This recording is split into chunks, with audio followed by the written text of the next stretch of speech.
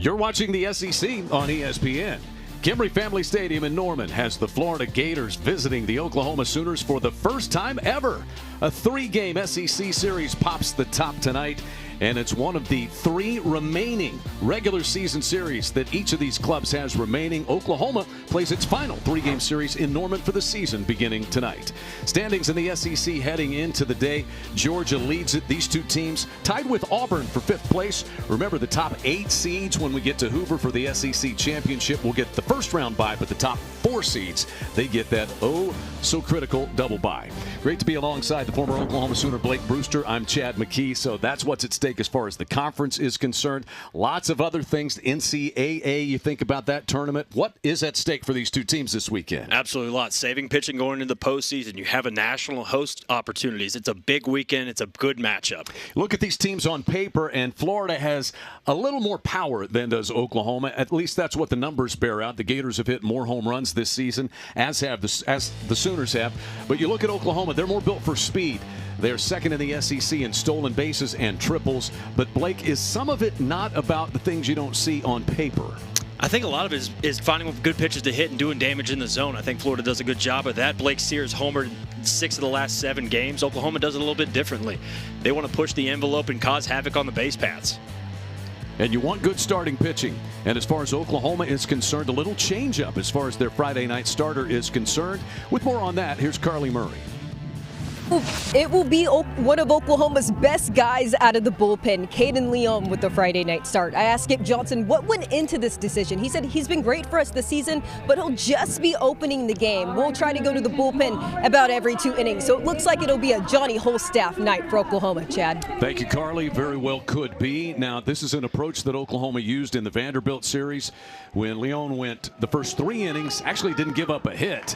And Oklahoma wound up getting the win. And Skip Johnson said they have been very good at the 2-2-2-2 model, if you will, by using the strength of their team, which is the bullpen, Blake. Absolutely. And Cade Leon, a perfect guy to start this off. He's 1-0 on the year, 3.09 ERA. Fastball's up to 95. It's a really good outlook for a team that has struggled in the opening game series. Oklahoma's regular Friday starter, L.J. Mercurius, not injured. And Skip Johnson was asked, is he available out of the bullpen? He said absolutely. In fact, he could be the first guy that you see out of the bullpen tonight. L.J. Mercurius, super talented, but tonight it's Caden Leon getting the start for Oklahoma. And to look at the lineup for the Gators, 5 players batting .300 or better. You talked about what Sear has been able to do with 6 home runs in his last 7 games. He's got 10 for the season. He's riding a 9-game hitting streak. And in is Kyle Jones from the right side, the center fielder. And he's after the first pitch from Caden Leon. Kyle Jones, sophomore, super talented underclassman on this team. You start to think about the 2027 draft and where a lot of these guys might be, including the Gators starting pitcher Aiden King. Just pitch downstairs, so 1-1. What an interesting weather night we have for Norman, Oklahoma on the 1st of May. You played here many times, typically with a south wind blowing out to left field. Tonight, the wind is coming from the northeast. A little bit chilly too, right? It's going to be different to play in. I don't see the ball flying as much. It's going to be kind of a true atmosphere. It's going to be fun to watch. There it is. Old Glory. Not real steadily ripping in. Gusts of about 15 miles per hour as we get started at about 68 degrees. That one bounces up there. Skip Johnson loves, obviously, the arm that Caden Leon has. He pitched for Skip's son Tyler at McLennan Junior College last season, so they knew about him. Caden Leon's dad Scott played in the Tampa Bay Rays organization. 9th season as head coach here in Norman. What a gauntlet these two teams play. And there's a fastball that swung on and missed by Jones for the first out. This is a really good sequence by Caden Leon. He goes change up the pitch before this, then gets the fastball above the hands of Kyle Jones. High strikeout numbers for Caden Leon that we showed you just a moment ago. He can run it up there. Brendan Lawson, one of those talented underclassmen up there for the Gators, the sophomore from Toronto, leading the SEC in on-base percentage. Freshman All-American last year. Next year, he could be one of the very first players taken in the MLB draft. Yeah, you see why that OPS number up to 1,200 shows power, and to be able to acquire base, get that 90 that first base bag.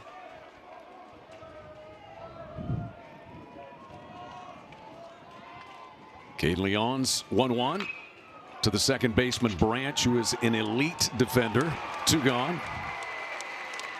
This Oklahoma defense has been one of the strengths of this team. The 2 middle infielders, Jackson Willits and Kyle Branch, combined have committed 4 errors. It's been so good, right? Just to have those 2 up the middle and just be able to play a clean defense. You know that any ball hit to him is going to be an out. That's got to be promising for a pitcher. Here's Sear. Fastball rips through there inside to Sear. Blake Sear, the senior from Windermere, Florida.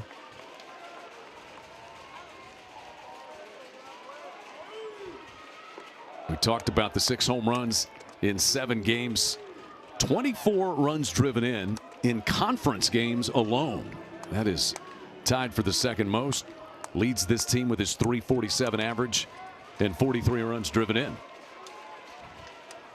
Leon has fallen behind him. This one popped up. Big Oklahoma catcher Dayton LaChance over to have a look at it. Good crowd here. Youngsters in their uniforms, which you'd love to see at the ballpark on a Friday night.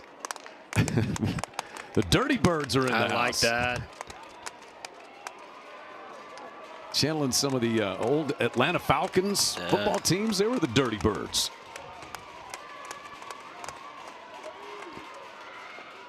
Beautiful breaking pitch. And 2-2 now. Both these teams 11-10 in SEC play. Both coming off series losses last weekend.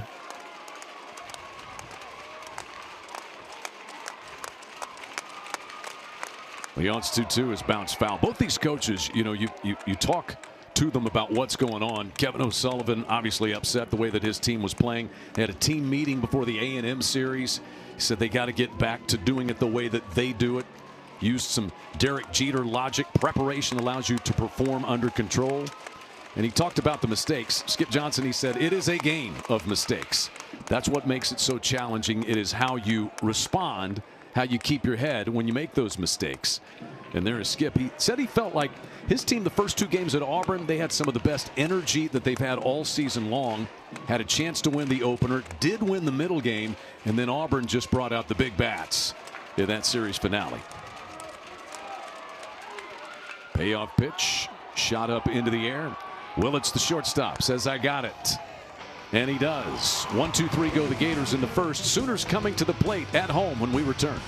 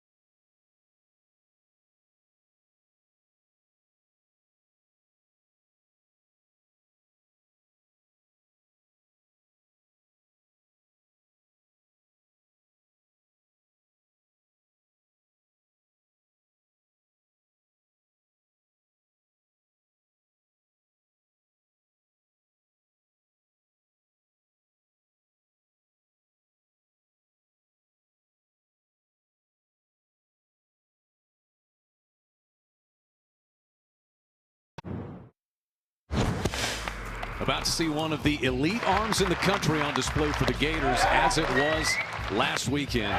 Aiden King, see a career high 121 pitches. I mean, that is gutting your way through a start, Blake. To me, it's 0 walks, right, Chad? He's just pounding the zone, getting strike 1. The fastball's 93 to 95. Really good slider, just a changeup to lefties. Man, he's just a really athletic kid, fun to watch. You think the Aggies were aware of how well he pitched that night? Yeah, to me, he seems like a guy that you'd love to have on your team but hate to play against. Yeah, certainly so. 6'2", 205, has a chance to lead the SEC in earned run average for 2 consecutive years. You see, 178 is the top number on the club. He's got 4 straight wins, 7 quality starts, and he's allowed 3 runs or less in 9 of his 11 starts this season. Last 4 starts, just 5 runs allowed. So give us an idea of the repertoire. What are you dealing with as a hitter against Aiden King? I mean, I think in today's game, 93-95 doesn't overpower you, right? These guys are used to that kind of velo. To me, it's being able to not be scared of contact, right? He likes to throw in to everybody. He commands his zone with the fastball, left and right, and then he mixes off speed and when he can, keeping guys off balance. He will face the Sooner leadoff man tonight, Camden Johnson. Hasn't been just a regular leadoff guy this year for Oklahoma. The associate head coach, offensive coordinator, Reggie Willits, has mixed it up at the top of the lineup, but this guy certainly fits what you want with a leadoff hitter. Speed plus. And we've got an early timeout. Maybe a little difficulty with the pitch comm system going here for Aiden King. But Camden Johnson, 3 triples on the year. He's got an inside the park home run. Aiden King. I'm glad that we never seem to have trouble with our communication with we need our engineers to get on board with the PitchCom system. Maybe it would work properly. That's just really good tech support, you know, getting on the phone, staying long hours on hold, and just understanding your equipment. We call them the Geek Squad, the guys who can fix that sort of stuff. Not my suggestion. I thought that was a trademark. It was a little bird that whispered. It probably is, but you can always use them. David Coppins is the pitching coach for the Gators. Looks like King's ready to go. Hey, first pitch of the game, fastball down the middle. Aiden King, let it go. It's 95, big dog. You're saying the communication on that was not difficult. Bounced that one up. Looked like maybe he slipped a little bit. We'll take a look at the full lineup for the Sooners. Brendan Brock leading Oklahoma in home runs and runs driven in. Keep an eye on Dayton LaChance, the catcher down there in the 5 spot. He just had a 12-game hitting streak snapped, and he's driven in 14 runs in his last 13 games. His power has come alive for Oklahoma. Camden Johnson, Wichita State transfer, spent 2 seasons there. 22 stolen bases for him. That's tied for 4th in the SEC, so he's a threat if he gets over there to first, but that's tough to do against King. This is what you see. You spike the changeup first pitch of the game, then strike 1, strike 2. Camden Johnson's now in a hole. Aiden King commanding the zone with a fastball.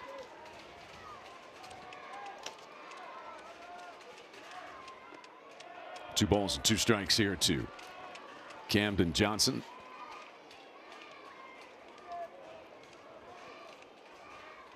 Had a 2-homer game with a grand slam in the Vanderbilt series. Oklahoma's been on the road and won a couple of road series. Gators have been real road warriors this year, as this one is line foul.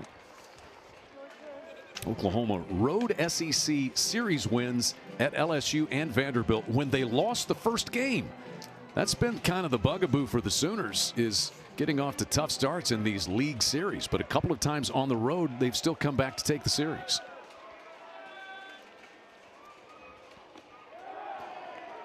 Strike called there by the plate umpire, Matthew Wilbanks. And the first strikeout is on the board tonight for Aiden King. It's just really good command. The fastball down and away, right at the knees, blacked out on the corner. Great spot. So for Aiden King, first punch out, 61 on the season. Last 16 career starts, 11-3. Hard to beat when you don't give up more than a run and a half. This one squibbed towards Surowick, and King doing his job there, covering first. Brock retired on the first pitch that he sees.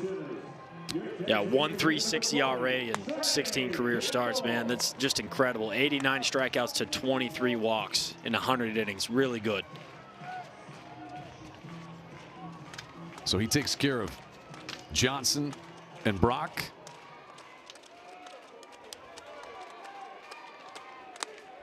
Here's Trey Gamble. Gamble, one of the most patient hitters in the SEC. He will take his walks, 33 of them. On base percentage, .425. That is third best in the conference. To the second baseman, Kurland. Both teams go 1-2-3 in the first. We are scoreless in this SEC opener at Camry Family Stadium in Norman.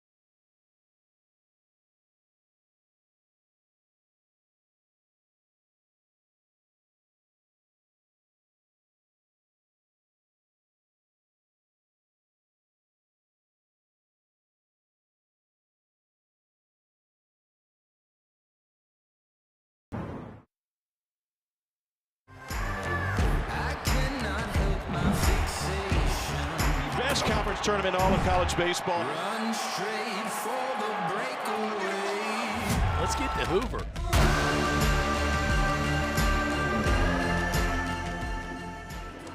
And we shall all meet at the Met in Hoover beginning on May the 19th. Single elimination format. And you see their seeds 1 through 4 get that double bye. And if you're one of the top 8, you at least get an opening round bye. Right now, these two teams, they would be in that 5 through 8 category to get the opening bye. But slugging your way through that thing is as difficult as any tournament in the country. Tennessee and Vanderbilt got it figured out. Won the last 4 conference tournaments between the two of them. Ethan Surowick to lead off against Caden Leon, and he shoots one over the top of his own dugout over there on the first base side.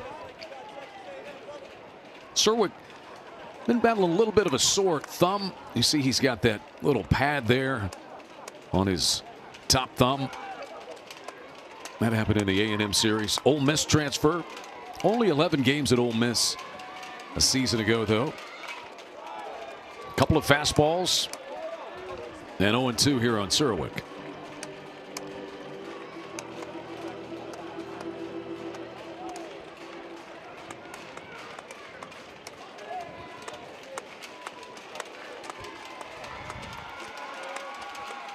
Breaking pitch off the glove of Leon, and Branch will chase it down. He comes up with it, but safe at first is Surowick. And Blake, I think if Leon had not touched that, Kyle Branch is going to field it and get an out. What say you? Yeah, so hard as a pitcher to just let that go, but Branch is breaking towards the center of the field, just trying to make that play. You'll see this ricochet just take Branch completely out of it. It's not well hit. Big deflection. Job by Branch, keep it on the infield, keep him to a single. Base hit off the glove of the pitcher. First base runner of the night is Ethan Surowick. Here is Carson Bowen. Slashing away at that first pitch. Bowen, the TCU transfer. Very valuable experience on a College World Series team. And Kevin O'Sullivan's got the leadership qualities that you want in a catcher. Calls the game very well for the staff.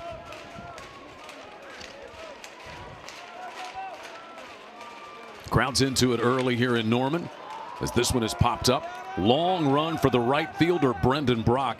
And I think the wind may help that go foul, although it was quite a ways up on the berm. I think normal day, we got an out down the right field line. I think it takes and brings it back in. most definitely with your prevailing south wind here in Norman this time of the year that we typically have, that's an out. See the berm up there? Oklahoma's got stadium renovations happening at Kimry Family Stadium in progress. And once the season is over with, they will really get to work on the new clubhouse and pitching lab. Back up the middle. That's a base hit. So the Gators posing a threat here in the second. Singles by Surowick and Bowen. And nobody out. I think this is one Caden needed to kind of body up just right through the legs. A little 5-hole action. Carson Bowen picking up the knock. First and second, no outs. Florida will take that contact, though, back up the middle, right toward the pitcher on the first two hitters. And an opportunity here for Cade Kurland. We'll see if maybe he's bunting.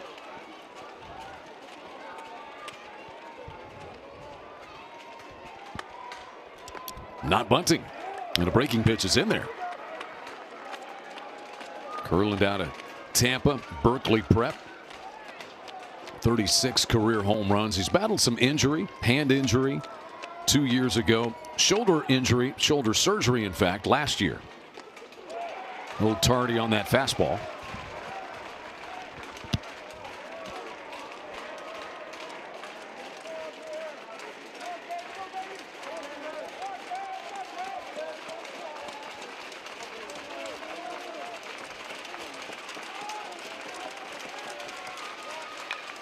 Ripped in the hole at short. Through the left side, Surowick is going to get the stop sign down there at third base as the throw comes in from Desan Harris. But 3 straight singles to load him up for the Gators in the second. Yeah, this is just too good a pitch. 0-2. Kurland up in the zone. Just a little hook barrel through the 6 holes. Single, single, single. Gators are knocking on the door. Third base coach Taylor Black asking Surowick to shut it down in third. And a big chance here for Caden McDonald. First pitch strike to Caden McDonald. What a story he is. He is a pitcher. He's a two-way guy. But his focus as a Gator mainly has been pitching. 0-1 pitch. So they give him starts in the A&M series. And he hits 2 home runs. First home run, he said, I think I blacked out coming around second base. It happens, man. It really does. But his first 2 career starts, and he hits 2 home runs. He got 3 starts over the weekend. He's also made 14 appearances on the mound. 1-1 the count to him. He said he kind of picked up the bat a little bit more in the offseason. They plug him in. He's got a lot on his plate, Blake. He, like you, an organic chemistry major. Yes, sir. Break and pitch. Johnson comes up with it. Throw to second, gets 1. Crossing the plate is Surowick. A sparkling play. 1 out recorded, and now hang on just a second. Our second base umpire, David Savage, may want to have a look at something. He's calling the base runner at first base out on interference on the slide at second. The Gators do get the run, and I think are they gonna move the runner back to second? Blake, take me through what's happening. I think you're right on the interference call coming to second base. As far as moving the runners back, I'm going to have to wait for an explanation. Play slide rule at second base. Florida's challenging. This is their first challenge. So they'll review it. Centralized review here in the SEC. What a blessing is field mics on umpires, Chad. Go. I would encourage them to do it more often. Right. So they are looking at the play at second base. He said force play at second was the call on the field. That's all I heard. I didn't hear anything about interference, though. It's a note, late slide rule. But he got down. Oh, he's outside the baseline with his body. Maybe that's what we're looking at here. Yeah, he's completely on the inside part of that second base bag. So Kurland gets cut down at second base. We do know that a run has crossed the plate. They've got all the base runners back out there. And an interference call, if I'm not wrong, is a dead ball call. Review. The call at second base is correct. It is forced play slide rule. Runners at second base and first base are both out. The previous runners on second and third will return back to their original bases. So Florida no has run one crosses the challenge plate here for the Gators. The runners have to go back to second and third, and it's still scoreless. What a turn of events. Florida's gone from bases loaded and nobody out to runners at second, third, and 2 gone. Man, that slide rule to protect fielders is huge right there. Right, and you got Curlin just trying to make it a hard slide. It's baseball, kind of unwritten rules, but you got to stay inside the baseline. Especially in review today, you're going to get caught every time. So here's Schwartz still with an opportunity to get Florida on the board with 2 gone.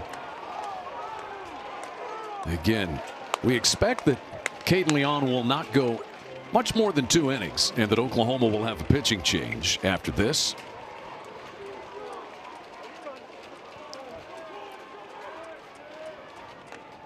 Three balls, no strikes. I think you got to go back to the play Camden Johnson made. The ball was stroked in the 6 hole. Diving effort to get the first out for guaranteed at second base. Just a crazy turn of events. So it's Surowick at third, Bowen at second. And 3-1 now. Fastball there from Caden Leon. And now Dayton LaChance, the Oklahoma catcher, having a little trouble with his glove. He'll get that taken care of.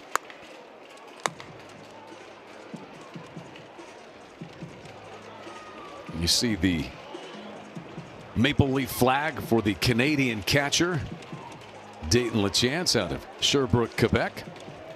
Backup glove even has the Canadian flag. Man, that's attention to detail. It's good. It's a really good look on it. 3-1, grounded to Branch. So the base is loaded and nobody out. And with the slide rule at second base, Florida gets nothing. Scoreless, headed to the bottom of the second in Norman.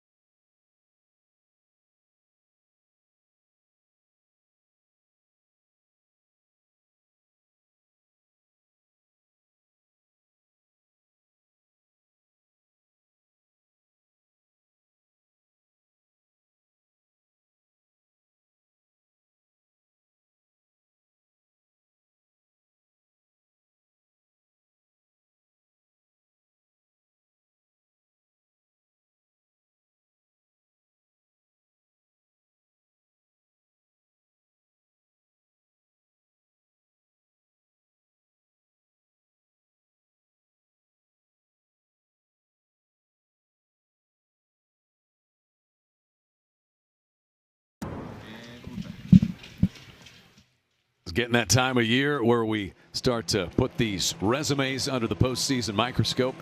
You see the Sooners, RPI 18, strength of schedule is 12. 4 wins against the top 25. They've got 6 quad 1 wins. And the D1 baseball projection has them just outside of being a regional host in the Hattiesburg Regional. This Oklahoma team, some big wins. They got off to a great start. They went down to Arlington, won a couple of games against top 25 teams, including TCU. Oklahoma State is now ranked. They beat them down there as well. Sooners, the road series wins at LSU and Vanderbilt. Jackson Willits to lead things off. He's one of the finalists for the Brooks Wallace Award. National shortstops, both of these guys are. Brendan Lawson for Florida as well.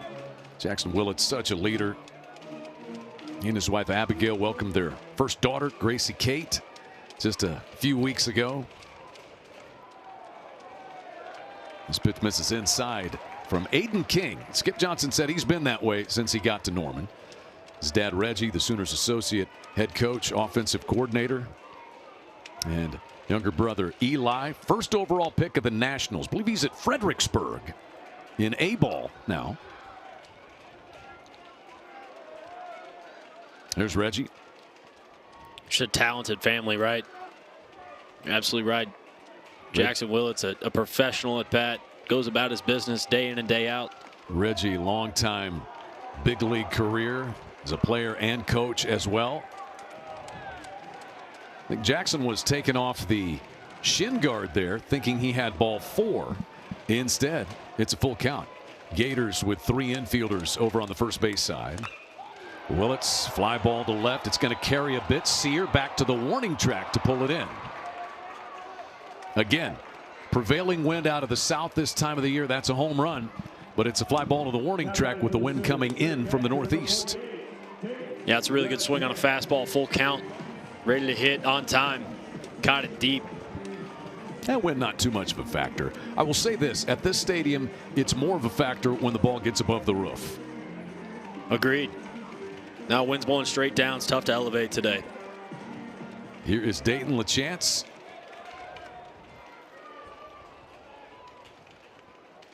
Dayton LaChance has been on that tear recently. So I asked him, I said, hey, silly question, growing up in Canada, hockey background. He just grinned and said, oh yeah, I was a menace at hockey. 6'6", I would think so. A bruiser defenseman, man. Just clapper from the blue lines all day long. I mean, he's a catcher, so how about being a goalie? How do you get one past this guy? I don't know. I don't see him as a goalie, man. I know it's an easier correlation, but I just see him as a long stick defenseman, just coming in and cleaning it up. I see him as an enforcer, yeah, whatever the position is, as he swats another one foul out of play. McLennan Community College. He played for Skip Johnson's son, Tyler, who is now an assistant at Dallas Baptist, Dan Hefner's staff.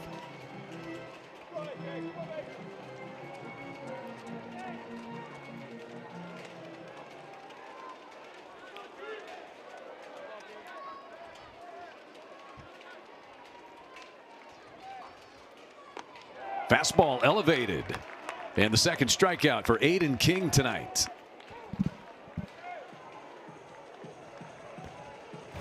Really good sequence to LaChance from Aiden King. Gets that fastball elevated. Big swing by LaChance. Out number 2.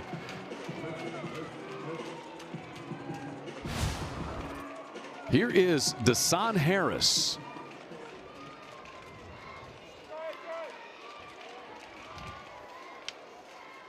They slightly shift Lawson, the shortstop. Although I wouldn't call that much of a shift. He's, as the windup happens, he kind of goes out more behind second base. Starting in his regular spot there. Dasan Harris having a good year. Batting .344. I'll take the count to 1-1. He's a walk-on here in Norman. Just the ultimate kind of a teammate. Skip Johnson and his staff had him at some baseball camps. He had some Division I offers, but chose to be a Sooner. Loved the environment.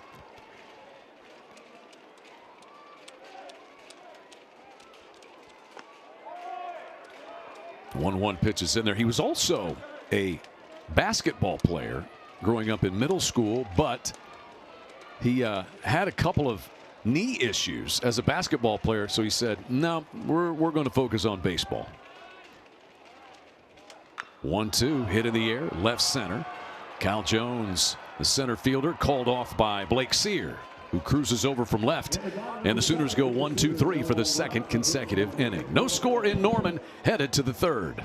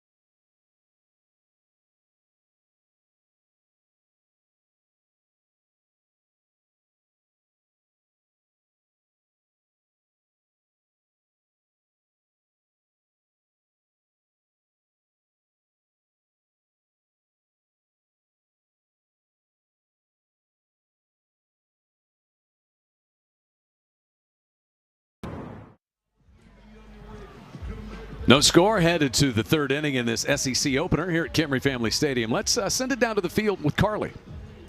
Chad, what a day for the Leon family. I ran into Caden's mom, Erin, and she shared that she didn't even know Caden was starting today. She found out through a text from Dayton Taki's mom and said, hey, your kid's starting today at 9 a.m. this morning. She was like, what? So she hopped on the road from Austin, Texas, and just arrived in time for first pitch. Guys, we assume Caden didn't want to tell her because today's actually her birthday. And his brother's playing in high school playoff baseball right now, so I don't think he wanted mom to be divided and had to choose, and she chose to get on the road and come watch her son Caden. Guys.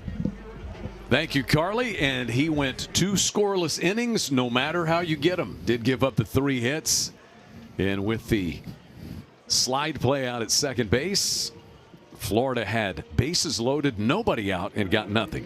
To the bullpen, as Skip Johnson said, going to approach it with 2-2, 2-2, and LJ Mercurius, who's been the regular first night out guy in weekend series, enters out of the bullpen tonight. Does that change things much for him, Blake? I don't think so. He's a guy that kind of just lives for the moment, just like his brother Xander as well. Guys just want to come in and compete, help their team win.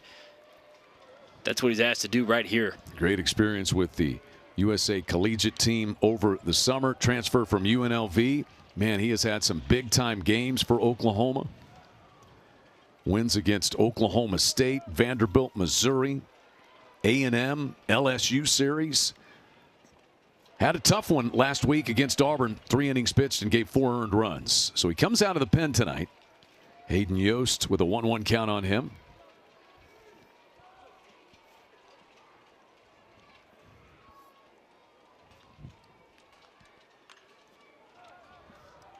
LJ Mercurius was just that guy until running into a couple of roadblocks. Blake, he is a strike thrower, though.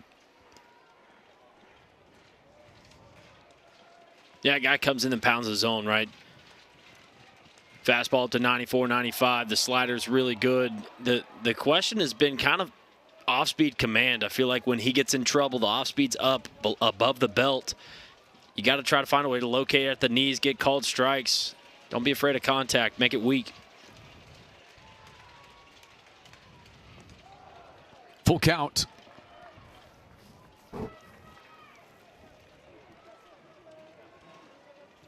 Hayden Yost, junior from Tampa. Became a starter last year, drove in 39 runs. As he hits a ground ball to Willits. Beg your pardon, that's Camden Johnson, the shortstop, and the throw to first is not going to get him. Oklahoma shifting. Camden Johnson left as the only guy, and Yost is safe at first base.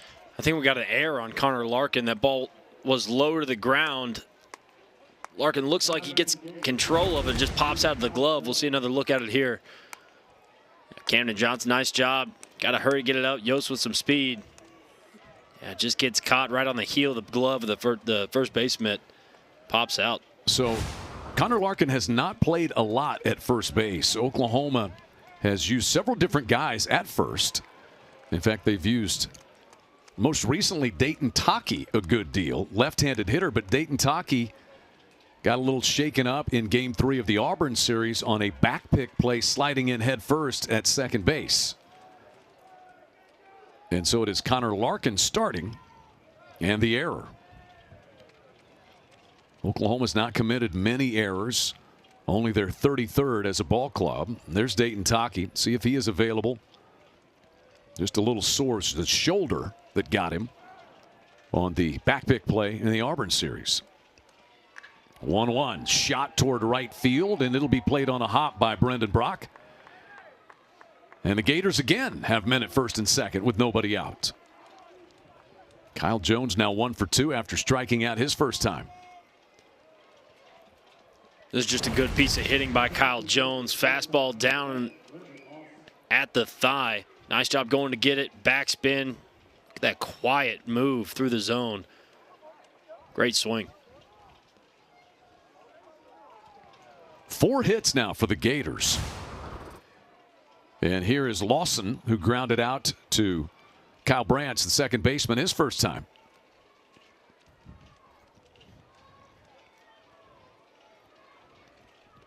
.315 with 11 home runs.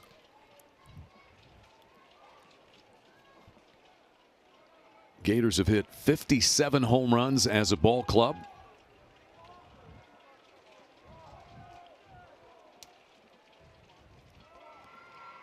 Oh, 1 pitch, a little bit low and away. Kevin O'Sullivan is talking about getting hits against fastballs in good counts. I mean, it sounds so simple. Remember, this is a team that scored 13 runs in 4 innings against Georgia, and they out-homered the Bulldogs. They out-homered Georgia 6-0 in that series. That pitch is a strike.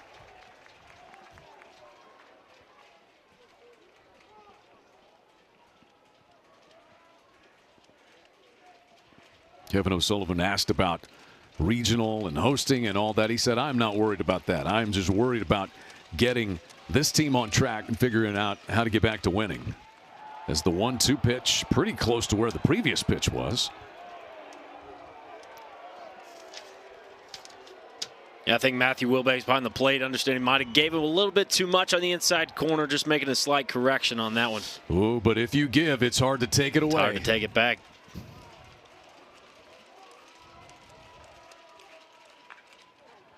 To the second baseman, Willits. Branch, they turn it, but the throw a little bit late. Sooners denied their second double play of the night. Slow roller there. And out number 1. Down to third will go Yost. Yeah, kind of off the end of the bat. Willits quick. Good transfer by Branch. Just not enough to get Lawson going down the first base line. So it's Lawson at first, Yost at third with 1 away. And a chance here for Sear to drive in the first run of the night. Sear popped up to the shortstop Willits in the first.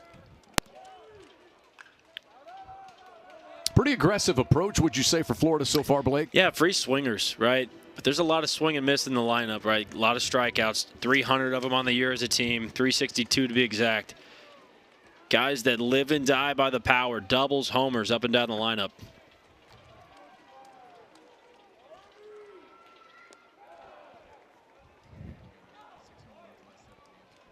1-1 the count. You see the tear that Sear has been on. 6 homers last 7 games, riding a 9-game hitting streak. 6 of his 10 home runs have come in these 7 games. Transfer from Miami.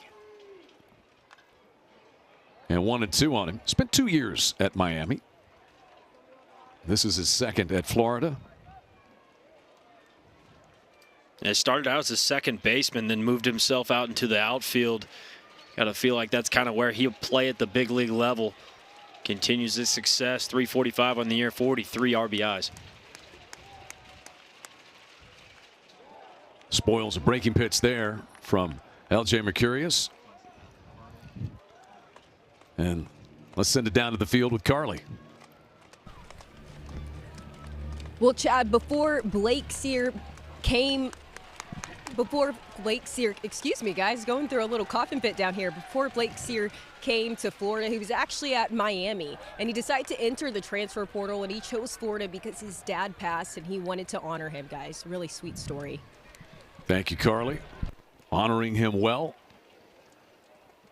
Right in the middle of that Florida lineup, batting third.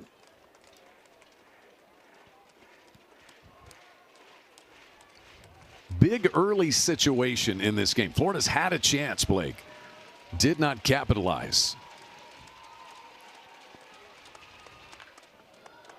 Fly ball pretty well hit to left. Over toward the line is Harris. And he'll make the catch in fair territory. Tagging at third is Yost. Throw goes back into second base, and safe out there is Lawson as Yost scores on the sacrifice fly by Blake Sear.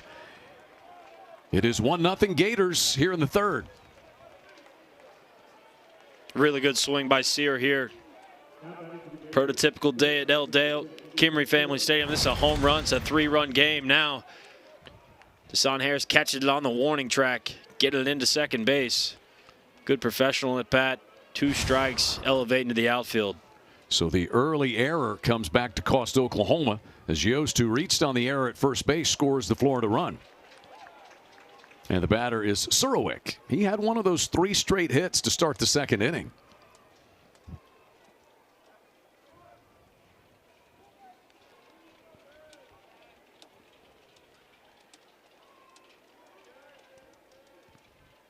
LJ Mercurius deals low.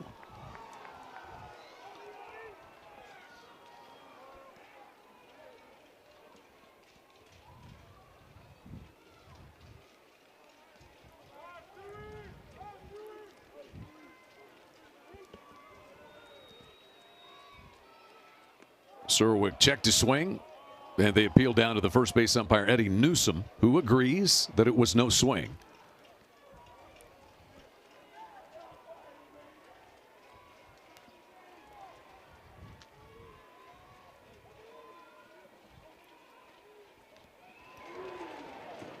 LJ Mercurius out of the bullpen for the first time this season. This one is hit well toward the left fielder Harris, but he backs up, leaps, and makes the catch.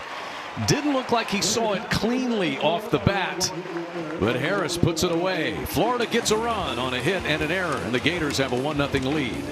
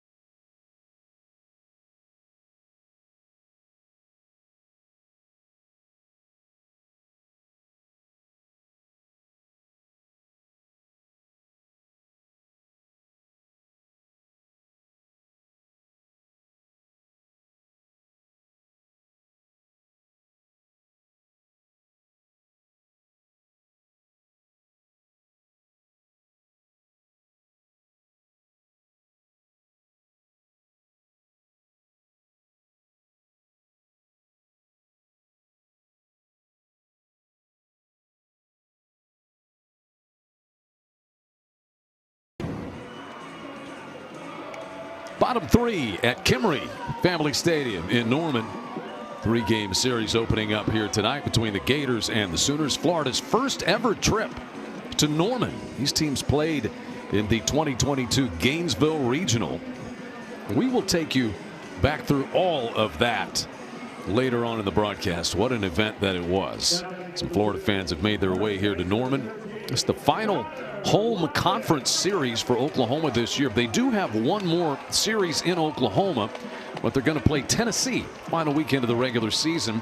That will be, though, up the road at Chickasaw Bricktown Ballpark in Oklahoma City. Connor Larkin to lead things off.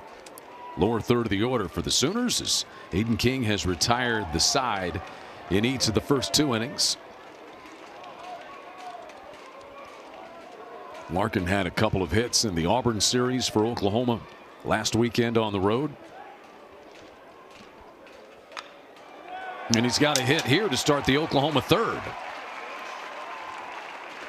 First hit of the night for the Sooners comes from their first baseman. Makes up for that error in the top of the third. Good swing here. Fastball away. Goes right with it.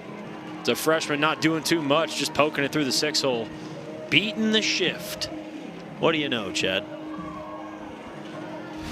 I know that I've never seen convincing numbers. You know, we talk about it when they beat the shift. We don't really talk about it when they hit it right into the shift, do we? Yeah, I think we give a pretty fair representation of. Okay. I hope so. Larkin took a couple of steps towards second, and Scott Branch squared around to bunt.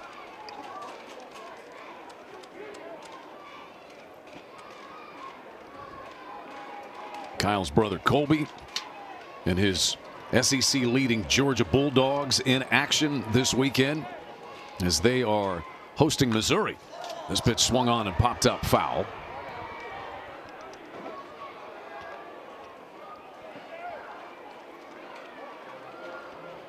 Branch out of Lucas, Texas, Lovejoy High School. Just an elite defender. He had 9 putouts, 9 against Auburn in game 2 on Saturday down there in Auburn. And I would say 6 of them were highlight reel material. Yeah, the offensive numbers not where he wants them at this year. Had a really good freshman season, promising. kind of fell into that sophomore slump, but the defense plays. That it does. And then he's quick to credit assistant coaches Russell Raley, Reggie Willits for his defensive prowess. Skip Johnson said he's been good out there in the field since I saw him first. This one pulled slowly to third. A couple of hops down there for Schwartz. And Branch is out number 1. So it kind of works like a bunt. As Larkin gets moved along, the Sooners put the potential tying run in scoring position. Now batting for the Sooners, here's center fielder number 1, Jason Walk. Here is Jason Walk in the number 9 spot tonight. He's batted some in the leadoff position. Another guy that can really go get it out in center field. Hit 9 home runs last year. Not the power surge this year. Showing bunt on that first pitch. When he is on all cylinders, this is quite a baseball package.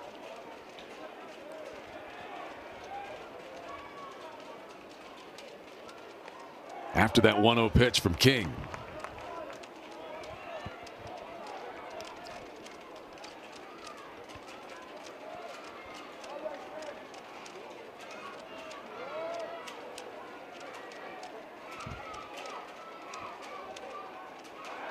Going to throw in behind Larkin with Brendan Lawson, the shortstop, over to take that throw. Good idea by King here. Freshman on the base pass at second base, just trying to hit the little back pick. Gotta think you might have something action-wise from the Sooners.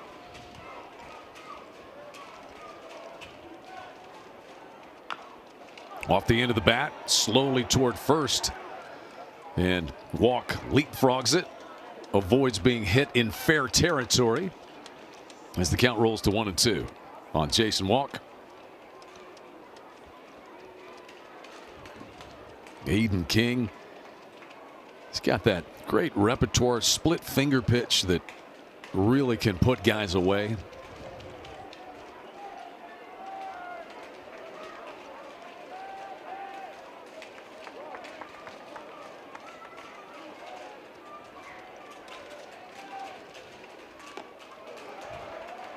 There's a fastball a little bit up and away.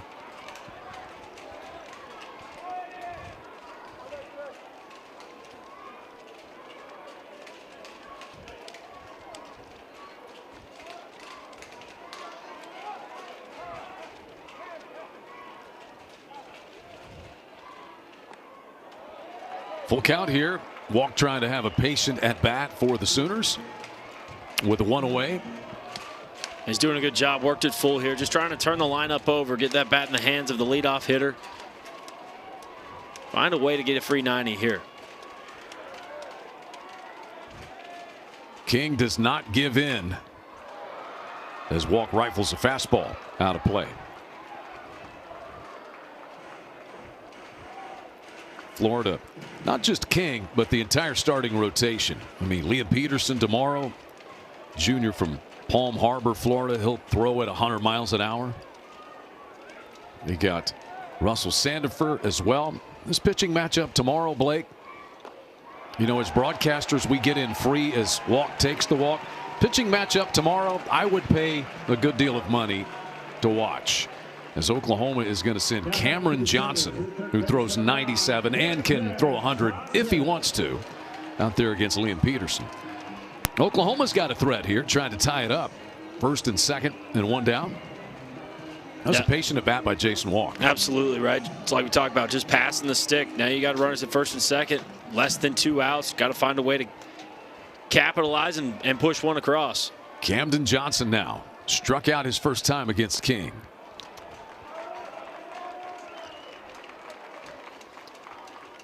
You're right. We get in free for tomorrow, but if you got you have nothing going on, get out here to Kimry Family. It's going to be an excellent matchup. You don't really get to see guys throwing 100 back to back like that. College ranks, we got a blessing tomorrow. Now, Liam Peterson could be selected in the top 10. As Cameron Johnson last week, he got a win, 5 2/3 innings. He threw 110 pitches, Blake, and 100 pitches were fastballs from Cameron Johnson. Just kept going, man. He said, I just knew if I was in the zone, there wasn't anything they can do. Here are the numbers on Aiden King. 2 1/3 innings as Bowen goes out for a little conversation. Walks a rarity for him. 2 strikeouts, though. Yeah, just his 14th walk on the year. Almost 63 innings.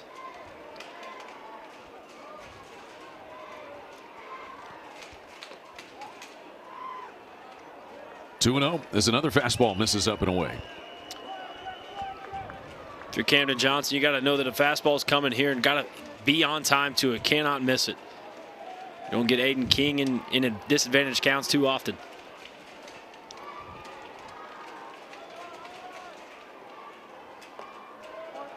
Gets the fastball on the outer half. Would you have offered it that one? I probably would have had to retie my shoelaces. Called time, stretch the back out, you know. Would you have put it in play? Nope. And this one slashed foul. So the count is all square now. 2-2 on Camden Johnson. Really fits Oklahoma's chaos style of offense. Runs, got some power as well. I think that's been the plus this year. He's 22 of 25 on the stolen base category, but the 7 home runs in that leadoff spot occasionally has been an eye-opener.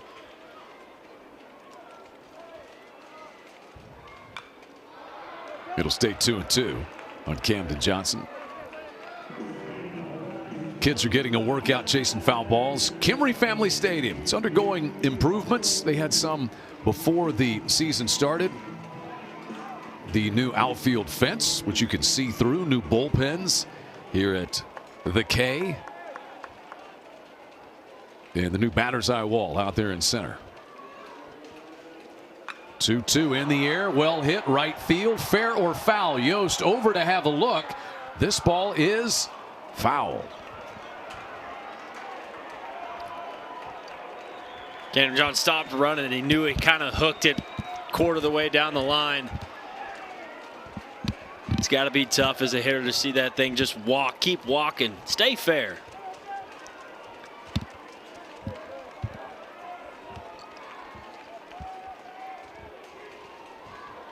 Camden Johnson battling with one of the best arms in the country. And got him, did King.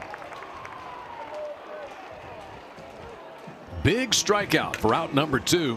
3rd strikeout for the right-hander.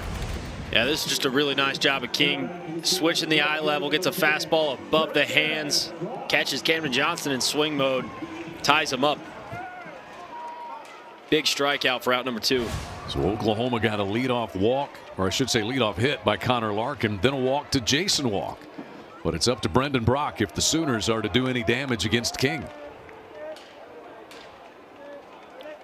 Brendan Brock hit one to the first baseman, Surowick, back in the first.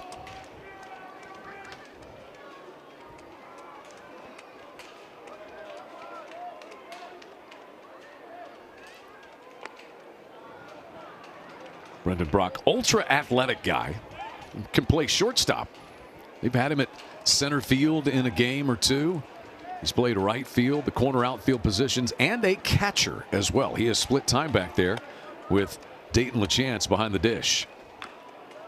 Foul ball came up, got a piece of Brock. 2 strikes on him now. Yeah, 22 of 24 stolen bases. It's pretty good for the catching position, I'd say.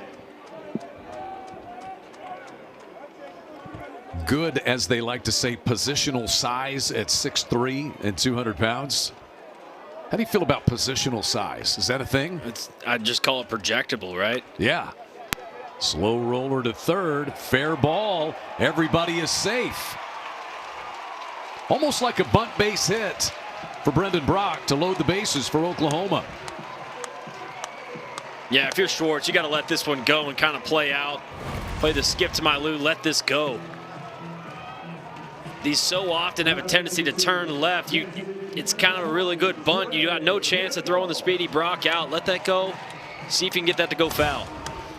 So a quick mound visit here with the bases loaded and 2 gone in the 3rd inning. Oklahoma trying to tie it. Kevin O'Sullivan having a look here at maybe an adjustment for Aiden King or just a little calm him down kind of a talk by the head coach. And he said after the series last weekend, he said, I'm not looking at anything favorably, honestly. I'm just worried about our team and how we can improve. I'm not looking at it any other way. And, you know, as he said, you know, this league this year, so much parity. Mistakes get magnified. And he talked about it. You know, an error leads to a run. You get a bobbled ball out in the outfield. 0-2 changeup, and you give up a hit on something like that. It's just those little things. I think both these coaches do a really good job of just making it about the lesson, right? How can we learn from these mistakes, right? Let's just try to block everything else out, good or bad, and just focus on getting better every single day. Yeah, I don't think there are any better than Skip Johnson at that you just talked about. This pitch, that's it, this pitch. Hey, what about hosting a regional? This pitch. Comebacker here by Gamble. A little underhanded flip, and that will take care of it. Oklahoma loads the bases, but gets nothing. And we go to the fourth with the Gators on top, 1-0.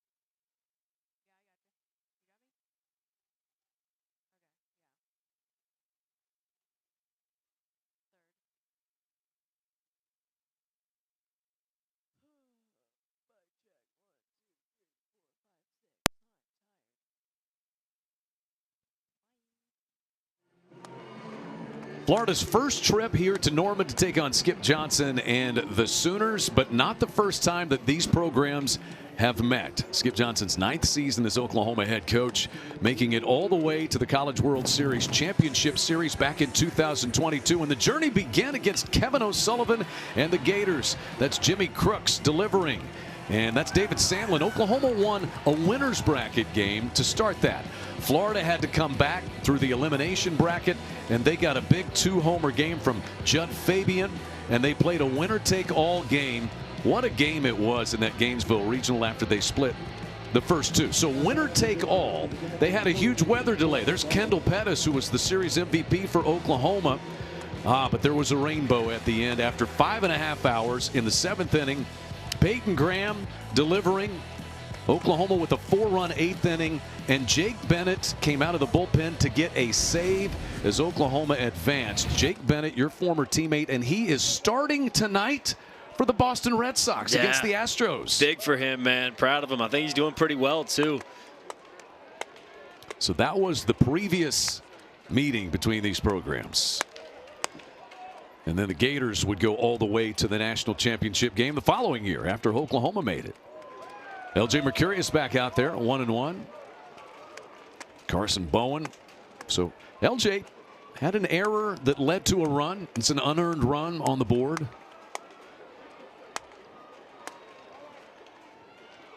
One. A little elevated that time with good location. Okay, question for you, Blake.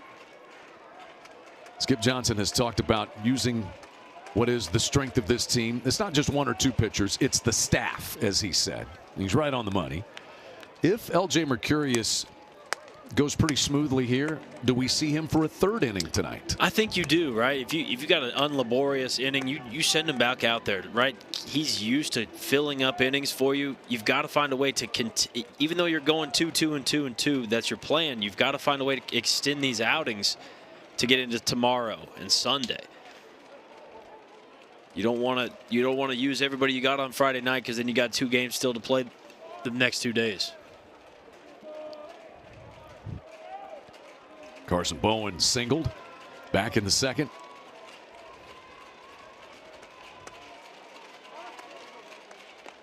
They had a full count. 3 straight singles for the Gators. And then Caden McDonald hit a ground ball. Oklahoma got an out at second. And the illegal slide play out at second base on a slide by Cade Curlin. 2 outs. Oklahoma got a double play on it. And Florida ended up getting no runs. This one foul to third. What a huge play that was. Yeah, Taylor Black doing a nice job. Got the easy hop, Chad, right? Look, if it's hot or it's spinny, you leave it alone. Let it go down the line.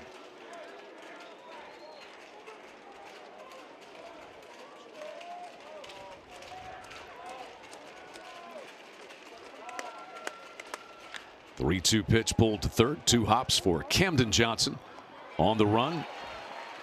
And 1 down. LJ Mercurius looking good so far. He's had some struggles recently. You know, to be fair, in SEC play, it's only been 2 difficult outings, though. The numbers are a little skewed because of those 2, because he's had really good outings against Texas A&M, LSU, Vanderbilt, and Missouri. Right. I think the Texas series, when he kind of opened his eyes up a little bit to the SEC gauntlet. You know, gave up, I think, 8 or 9 in that outing. And then last week, tough against Auburn. But Oklahoma still had a chance to win in that opener had they taken advantage of some of the things that they had. Cade Curlin singled as well back in that second inning. That one just a little bit away.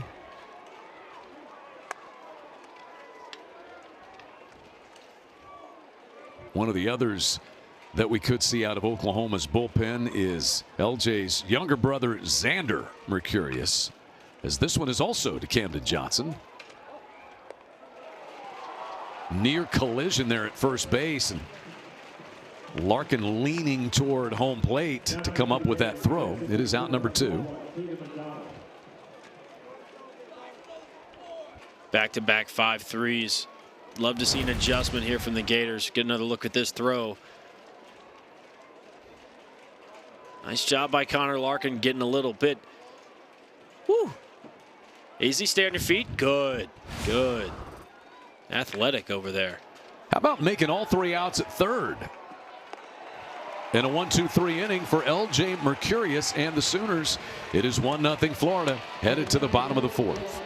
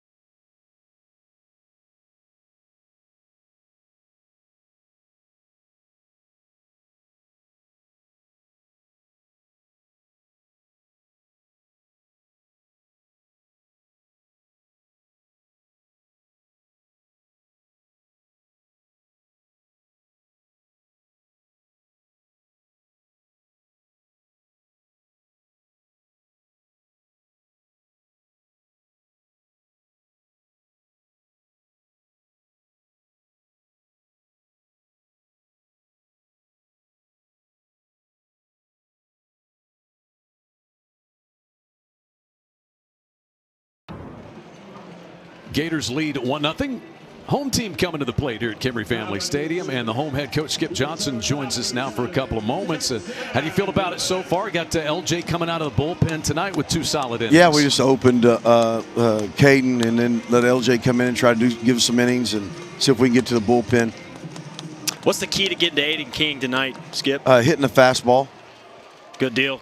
You know, you got to be on time with the fastball. The guy's really good, and he's going to attack, and that's what they do. All right, Skip, we appreciate it. We'll let you get back to it. Thank you, guys. Sooner head coach Skip Johnson, kind enough to join us. We appreciate the coach interviews that they give us a little bit of their time because it is moving down there in those dugouts. Oklahoma back to it here with Jackson Willits, middle third of the lineup to face Aiden King. So as Skip Johnson said, fastball, got to hit that fastball. Aiden King can live with it, but his location is as good as anybody. Yeah, it takes me back to that Camden Johnson strikeout last inning, right? You get a 2-0 count and you take a fastball middle away. Got to find a way to jump on that. Jackson Willits hit a fly ball to the warning track in left his first time up that was caught by Blake Sear.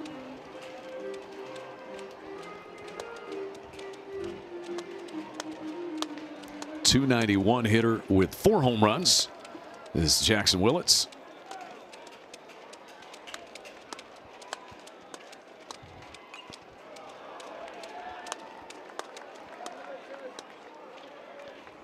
Nine homers and 48 runs driven in last year.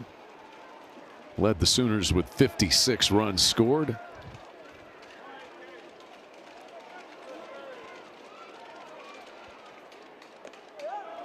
Strike 3 called. Aiden King strikes out the Sooner cleanup batter, Jackson Willits.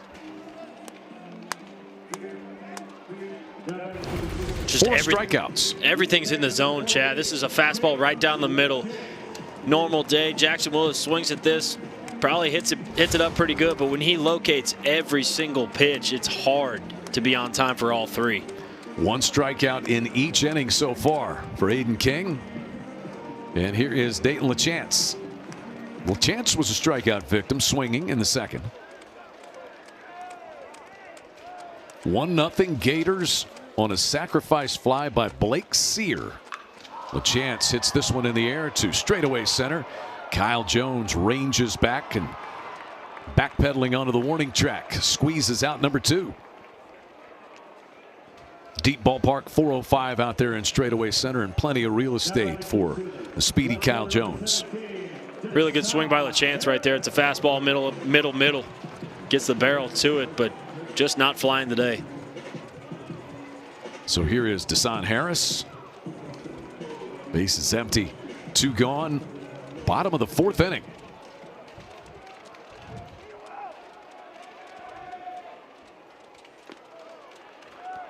Sooners had a chance in the 3rd. Singles by Larkin and Brock.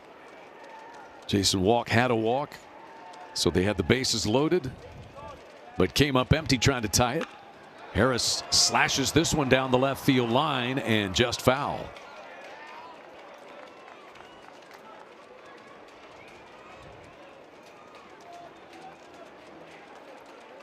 Desan Harris, postseason came around for Oklahoma last year. He was on the Chapel Hill Regional All-Tournament team.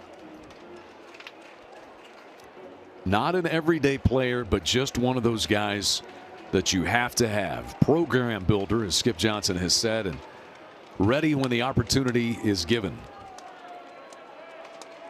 And he's earned himself in the lineup, right? Friday night in the SEC, you've earned that. It was never given to you. Just go about the business the right way. Really good teammate, really good dude. Had a good series against Missouri. A homer, had a triple, and had a 3-hit game as well in that series. 2-2 now.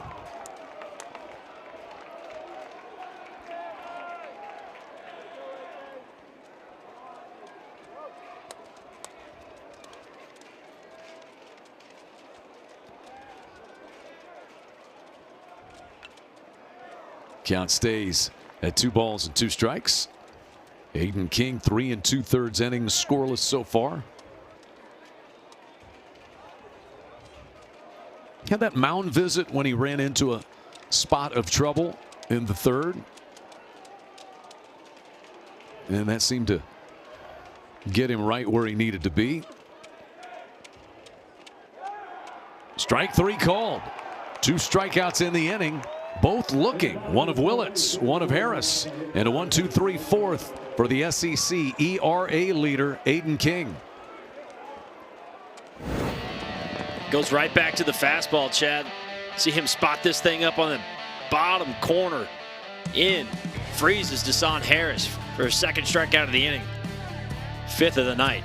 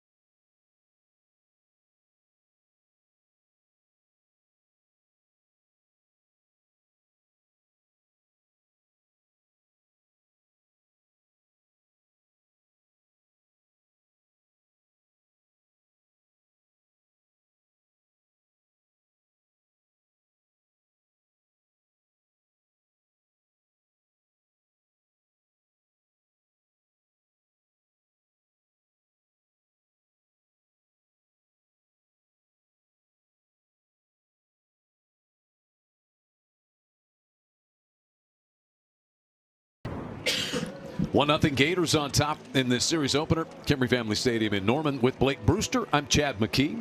Lone run came on a sac fly, top of the third, by Blake Sear. And indeed, L.J. Mercurius will go back out for a third inning of work. Out of the bullpen tonight, relieved Caden Leon in the third and gave up the run, but there was an error in the inning, so it's an unearned run. Here he deals to Colton Schwartz, Hayden Yost, and then the leadoff man Kyle Jones to follow for the Gators.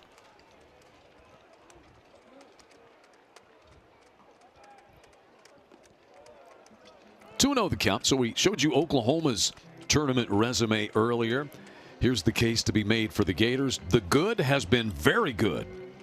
And D1 Baseball has them as a regional host. RPI is 17. When you think about the wins, they're 13-5 in quad one games. 13 quad one wins is tied for the most in the country. And the road wins beat number 4 Georgia and then number 4 as well, Arkansas, on the road. They won the series against the Bulldogs, the sweep of Arkansas, and their road wins, they are 8-1 in top 25 road games. Now, unranked foes have troubled them. They're 17-11 in those games. Both these teams will be bound for the NCAA tournament.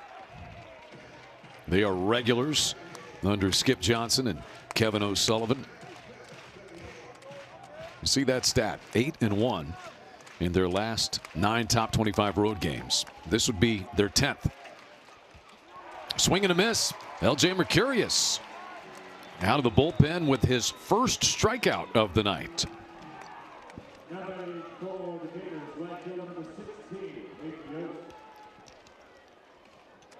One away. And there's the unranked foes. It's a very weird resume, isn't it? 12-5 against ranked opponents, obviously 11 of 16 against unranked. That's unheard of. You know, if they took care of business against the teams they should, they'd be in the top 5 in the nation in all the rankings. But I have long said, look at a team when they're at their best. Right. To right field, Brendan Brock gently moving underneath this one. 2 gone in the 5th.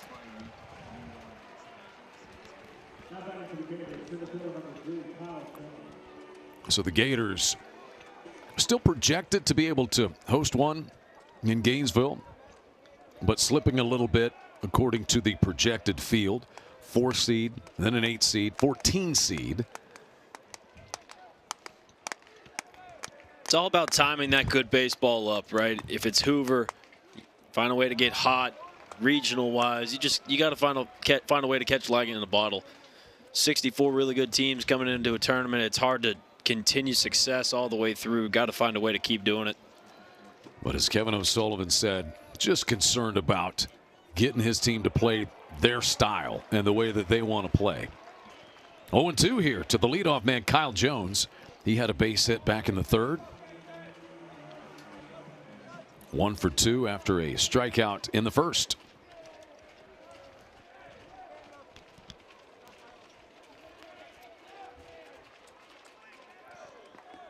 That one bounces down into the turf. Dayton LaChance able to stay on top of it. You see the midweek games. And the last 8 since April 14th, 2-6 into the night. LaChance blocks another one.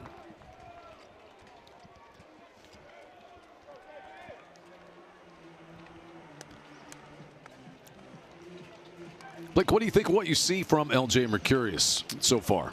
I honestly think it's a different look. You got Caden Leon coming in. They both throw the same, right? It's the same velo, but he just seems more confident. Being able to locate some off-speed pitch. Gets Kyle Jones down 0-2 here. Now it's worked it full. Got to find an out pitch.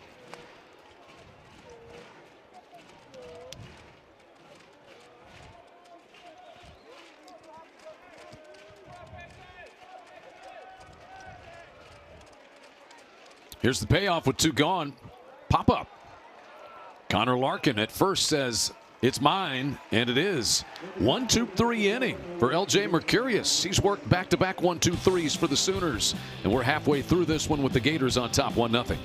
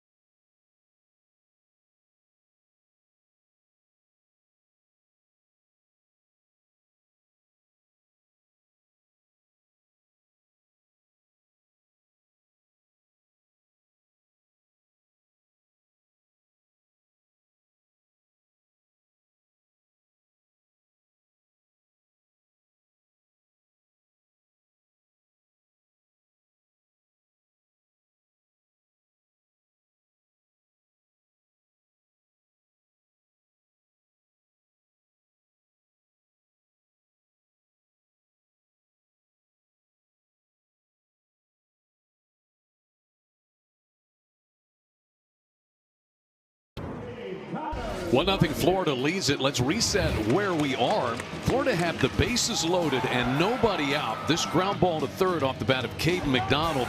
And Cade Kurland was called for sliding out of the baseline. Florida thought they had a run. Instead, it was a double play, and the runners had to go back. They got no runs on that play. But then this sacrifice fly in the top of the third by Blake Sear that scored Hayden Yost from third is the only tally so far. And Aiden King has been Aiden King. He has given Oklahoma but 2 hits, 5 strikeouts, no runs. Connor Larkin has one of the 2 Sooner hits. Leadoff single in the third for the Oklahoma first baseman. Downstairs, this of course one of the games around the SEC tonight. Alabama and Vanderbilt got their series started last night. Pretty crazy game. John Lem with a walk-off home run for the tie. They rallied to win as Larkin smokes this one into the right field corner. He's charging for second base. Hayden Yost is up with it, and Connor Larkin is 2 for 2 tonight. He's got a leadoff Sooner double here in the bottom of the 5th inning. How about this freshman? Yeah, 2-0 count. Gets an advantage, finds the fastball. Aiden King lays it in there. Belt high. Connor Larkin does a job. Freshman banging it around right field.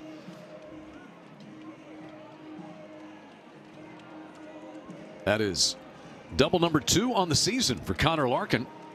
And for Oklahoma, that is double number 82 as a ball club. And the Sooners again have the tying run in scoring position. Bunt shown here by Kyle Branch. Gets it laid down. King will field. And the throw is in time, taken by the second baseman Cade Kurland. Down to third with the potential tying run goes Larkin. Really good baseball right there. Got a low average hitter, but handles the bat well. And Kyle Branch, leadoff double. Now you got a runner on third, less than 2 outs. Gators bring the infield in as Jason Walk stands in.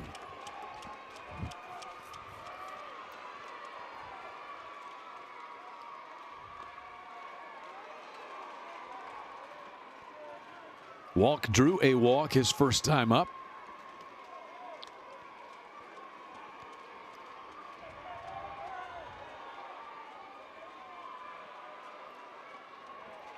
And 2-0 as that fastball is outside from King. You got to think differently with running in scoring positions. 2-0 count. You may not get the fastball over the plate here. May look some off speed. Find an approach, keeping your windows, and just trying to elevate through the middle of the field. And so now the Gators want to chat. Carson Bowen, the catcher, out to visit here with King. 2-0 count with a man at third base. Other SEC series that are going on, mentioned Vandy and Alabama. Missouri is at 5th-ranked Georgia. Tennessee at Kentucky. And then you've got 3 other top 25 matchups. That's just a routine weekend in the SEC. This is one of 4 top 25 matchups. 17th-ranked Ole Miss at number 22 Arkansas. 10th-ranked Mississippi State at number 4 Texas. Number 8 Auburn at number 7 Texas A&M. 2-1 now with that fastball. Big chance for walk with the leadoff man Camden Johnson on deck and only 1 down.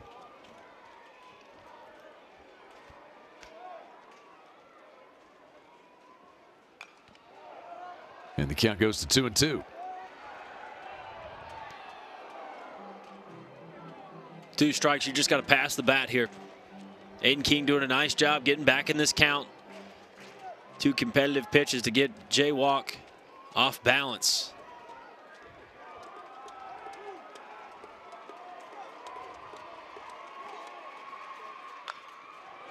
This will score the run. The ground ball to Kurland allows Larkin to cross the plate, and we are tied at 1-1 in the 5th. Jason Walk gets the job done for the Sooners.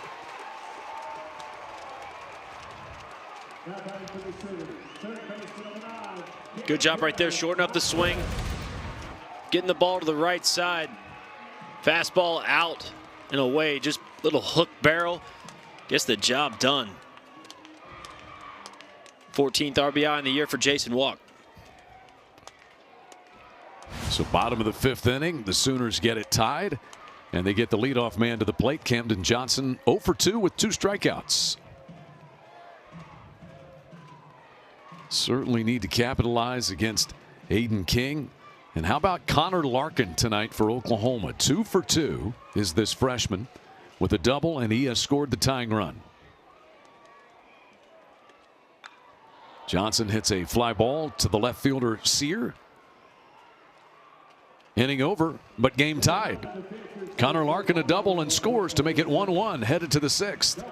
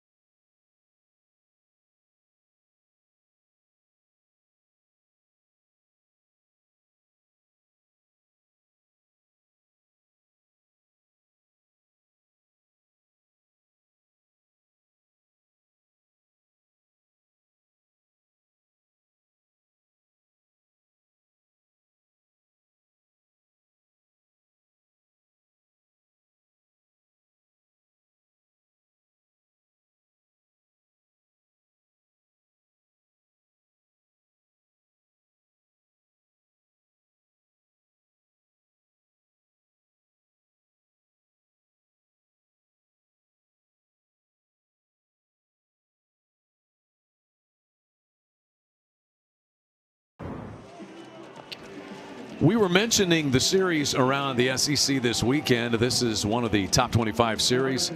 The Bulldogs and the Longhorns are just getting started. Auburn and Texas A&M, they're going to play a doubleheader tomorrow to get their series started. You got Arkansas on top of Ole Miss, bottom 6th in Fayetteville. And Alabama has tied that series. We mentioned the walk-off win that the Tide had last, or I should say, yeah, they had last night. Alabama and Vanderbilt. Been a fun series in Nashville so far. First pitch swinging here is Brendan Lawson. Hits it foul past third. Also got South Carolina at LSU, Tennessee at Kentucky getting underway tonight. These 2 teams are tied for 5th coming into the night in the SEC, tied with Auburn.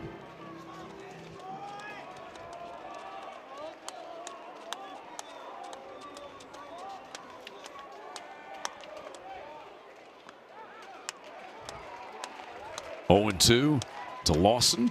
He's grounded out once to second base, once to shortstop. I think this is what Mercurius has done good all night. He's gotten to advantage counts for himself. 0-2 quickly to guys, putting them in disadvantages. And his 0-2 is swung on and missed.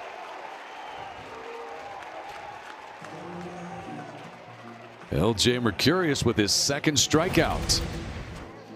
Yeah, locates another fastball. It's kind of a waste pitch, but ends up being pretty close to the plate. Gets a swing and miss from Brendan Lawson.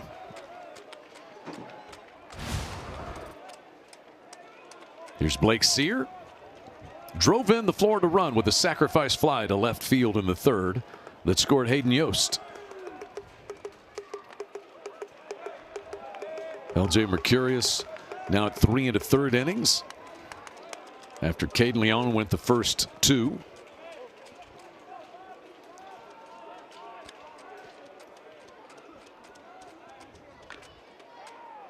Hit that off of his foot. 1-1 on Sear.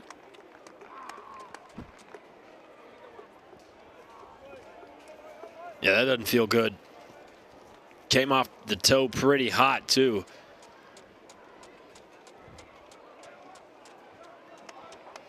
There's not a whole lot of padding on those Nikes. You can protect some of that area, but not all of it. See where it gets him.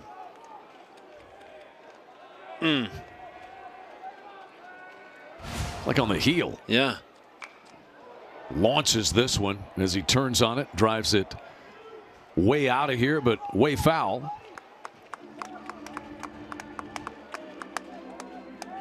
Get somebody to retrieve that thing.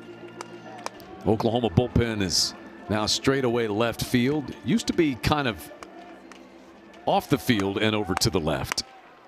Florida bullpen down the right field line. Guys in the pen can watch every minute. This one hit foul as well. Count stays at 1-2 on Sear. There's the Oklahoma bullpen. A little stretching. Believe that is Xander Mercurius, LJ's younger brother, who is getting loose, along with Jason Bowden for Oklahoma.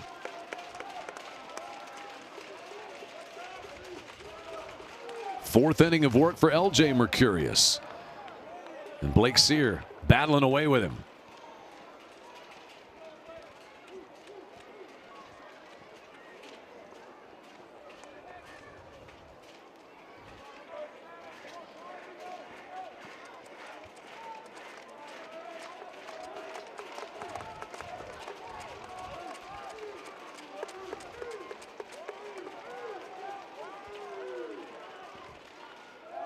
That one skips through the legs of Dayton LaChance, sending the count to 2-2. It's a really good batter here by Sear. Seeing everything Mercurius has, fighting it off, trying to find a good piece to hit.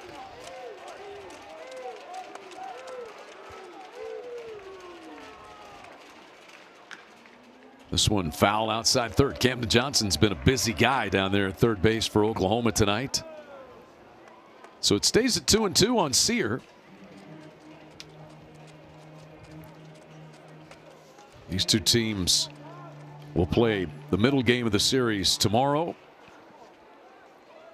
Weather's supposed to be good here in Norman this weekend. That is a 6 p.m. start. Sunday's finale is at 2 o'clock.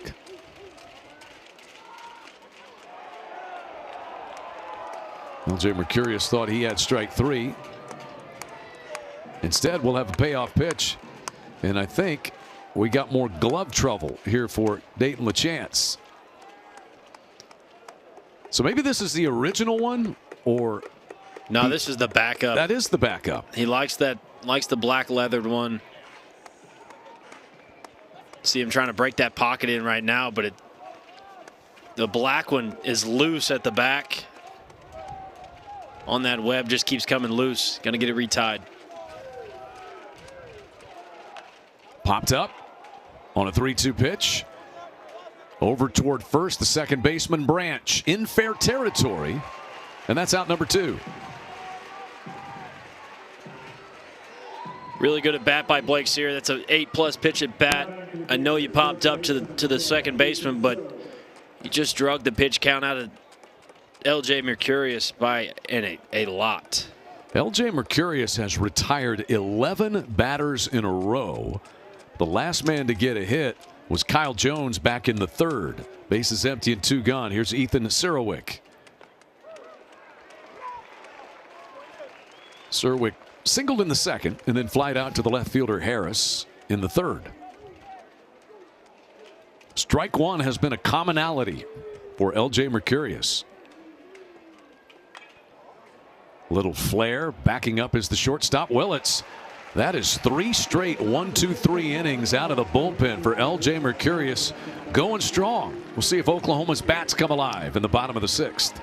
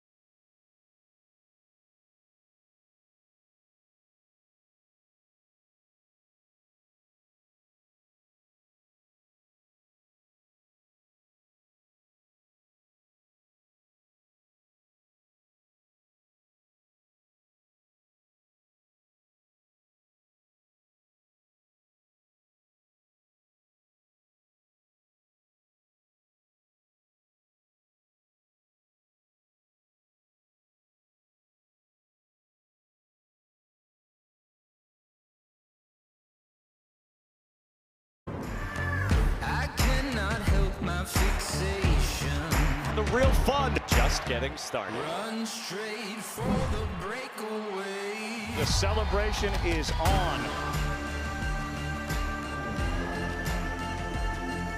Well, you go through the grind of the SEC. It prepares you for the postseason. It all begins June the 12th. Conference tournaments start the 19th. Then the selection show. Find out where these two teams will be headed. Right to regional supers. And then June 12th in Omaha. These two teams have been recent guests in Omaha. Oklahoma all the way to the championship game in 2022. And Florida the following year. Gators have been to 9 of the last 15 College World Series. Here's Brendan Brock, the number 2 batter in the Oklahoma lineup. Gets under this one and pulls it foul down the left field line. 0-2 the count.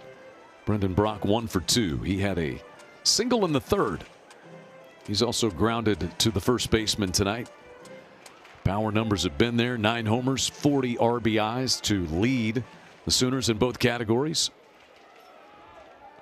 He can give you the lead in a hurry.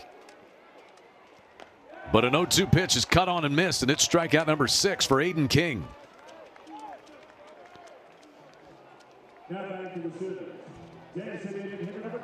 King's been going to that high fastball all night long. 6 strikeouts tonight, just elevating, changing eye levels. But when you get up 0-2, it's easy to go anywhere. Just pounding the zone with fastball command. Sprinkling in off speed when he needs to. Pitchers duel here at Kemry Family Stadium. Here's Trey Gamble. He takes a strike. Gamble came up with the bases loaded, had an opportunity in the third, and hit a comebacker to King. He's grounded out twice in this one.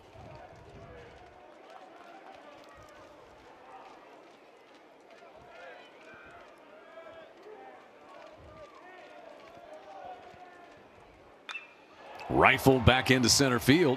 That's a 1-out single for Gamble. Sooners have their 4th hit.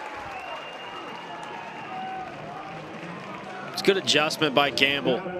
Roll over to second base, roll over to the pitcher. Then he sits slider on an 0-1 count and serves it back up the middle of the field. Just a professional approach from the veteran. So the Sooners put the potential lead run aboard with one away in the 6th. By the way, I failed to mention when these two teams last went to Omaha and to the championship game, they both lost to SEC teams.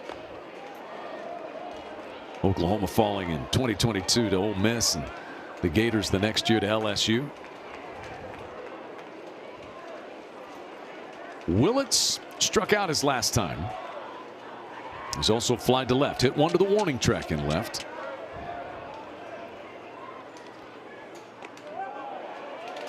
One and one. It's a really good backdoor slider to get ahead by Aiden King. Even this count up to 1-1.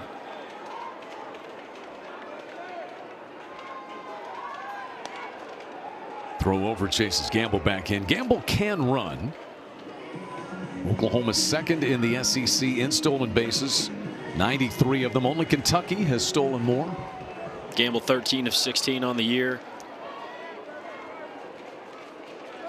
Between Gamble and Camden Johnson and Brock, they've stolen 57 bases between the three of them. Got to be on your toes. Got to be able to handle runners. I thought Auburn did a good job against the Sooners managing the base paths, keeping the chaos mantra down. Hitters count here. 3-1 now to Jackson Willits. Tie game, runner on first base, 3-1. You get a green light, just come unglued on it.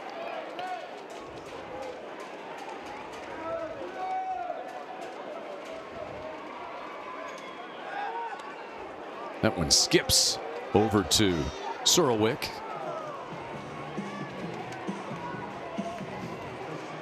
They'll toss that one out of play. I mean, it hits turf. Is the ball that damaged by turf?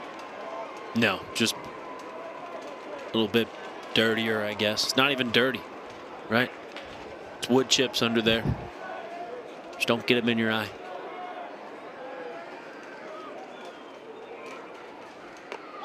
There's ball 4 to Willits, and the Sooners have the go-ahead run in scoring position now.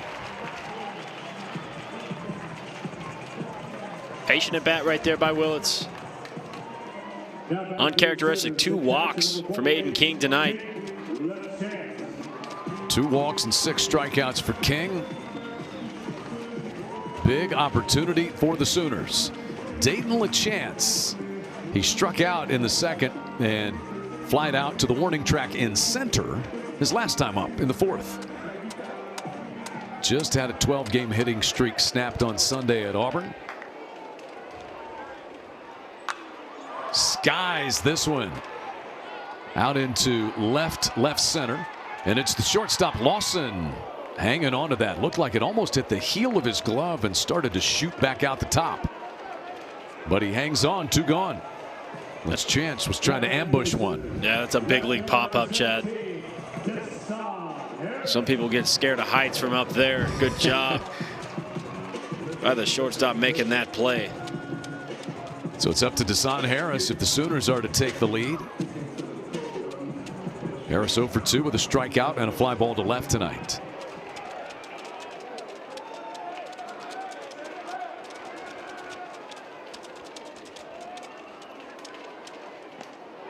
Bounces it up there. How are you as far as the scared of heights situation? Yeah, I love them, man. I love heights. You know, you got to have the right equipment. You know, if I'm on a plane with the door open, I hope I got to shoot kind of thing. But well, I think that goes without saying. Yeah, I'd be okay with that. You know, even if I had to jump out without one, somebody come catch me, be fine. That doesn't surprise me. 1-0 is in there to Harris. Lifelong dream. Want to go skydiving once. I might be in a wheelchair when you get me up there, but just get me up there one time. You got to make that happen, man. Yeah, I do.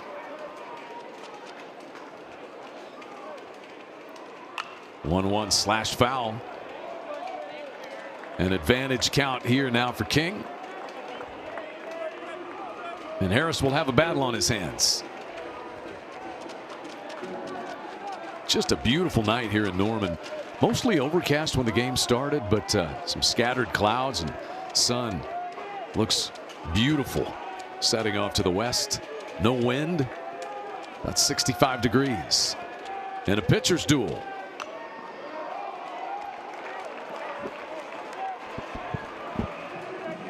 Aiden King, 87 pitches for him. Still got a couple of innings work in that arm in all likelihood, if they choose to go that way. Bullpen's pretty quiet for the Gators. There's your horse, and I think the bridge guy is going to be the question for the Gators this weekend. Got to find a way to get to that closer. Harris hits another one foul. Reitner, the freshman, throws 100. I think if Aiden King's got to go 8, he'll go 8 to get to Reitner.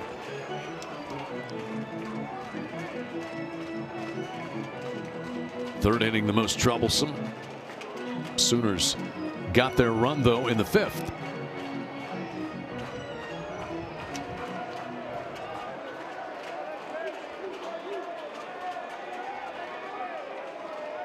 Still 2 strikes on Harris.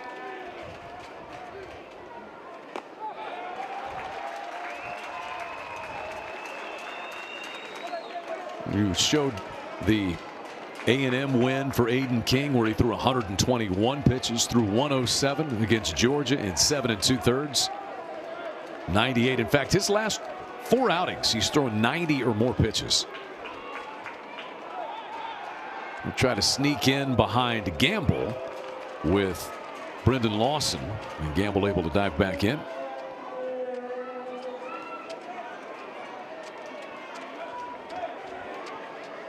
Desan Harris, 333 hitter.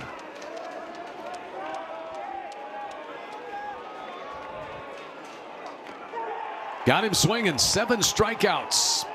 Fastball up and in. 2 more strikeouts in the inning for King. 2 men left by the Sooners. We go to the 7th in Norman, tied at 1.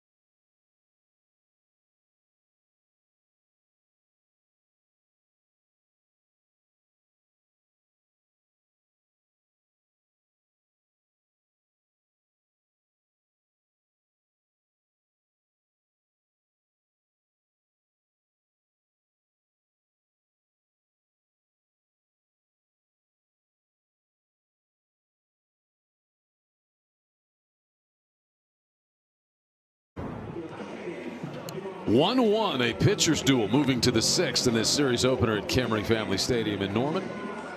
And this game is getting more and more mercurious because LJ Mercurius has been replaced by Xander Mercurius, his freshman younger brother, who has been excellent out of the bullpen for Skip Johnson and the Sooners.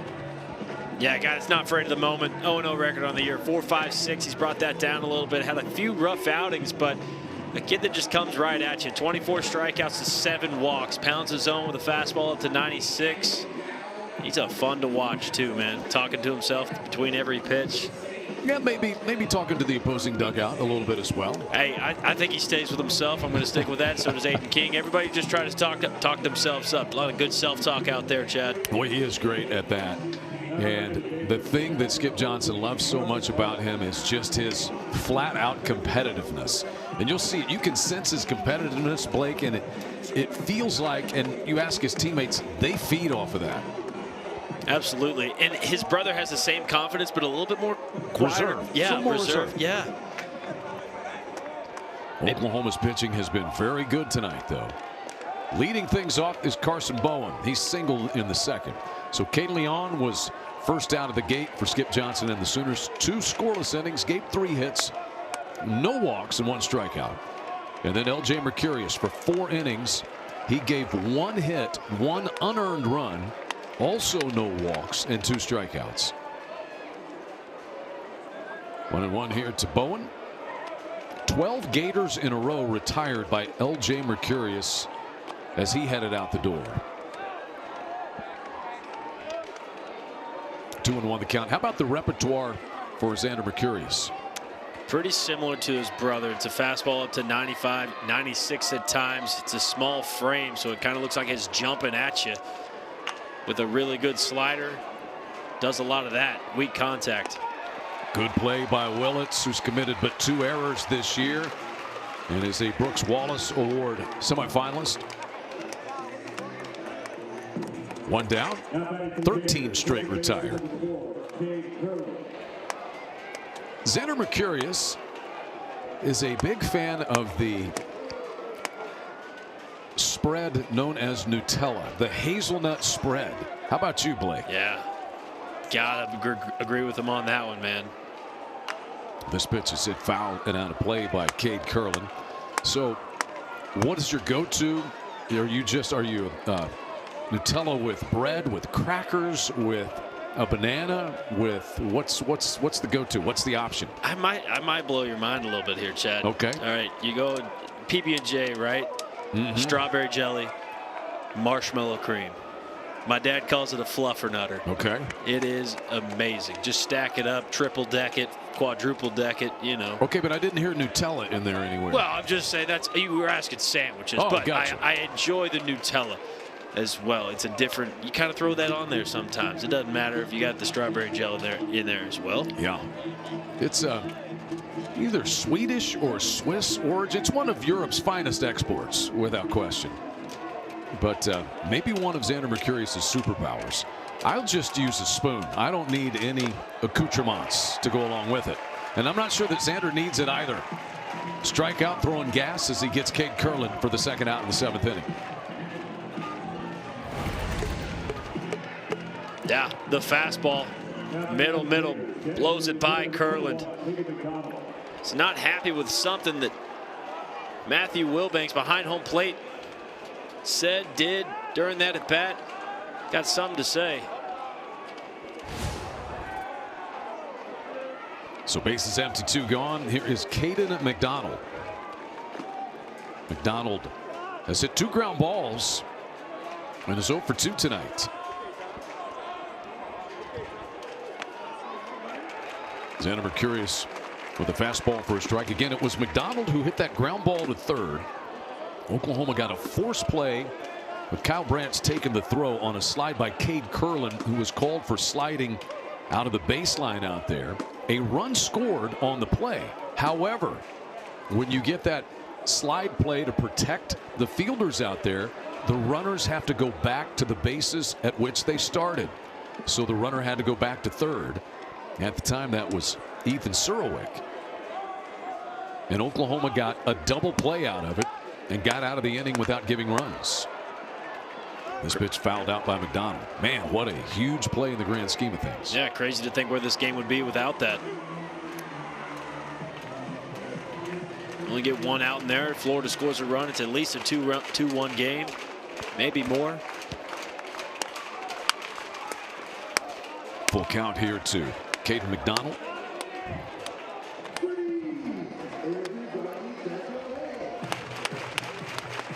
Great energy here at Kimry Family Stadium.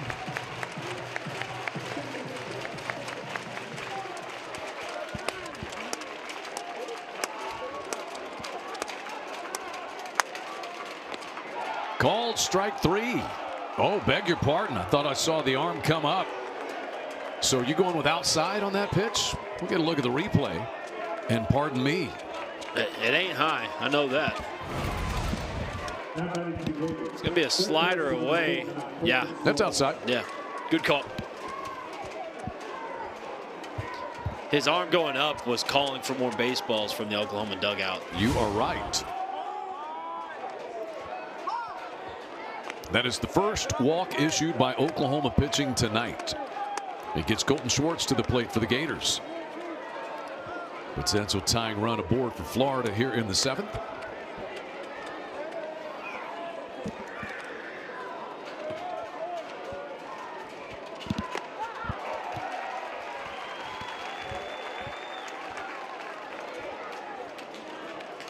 Colton's sister Taylor is a two-time national champion as a Gator softball player. Oklahoma has the #1 softball team in the country. They're playing down at Texas A&M this weekend.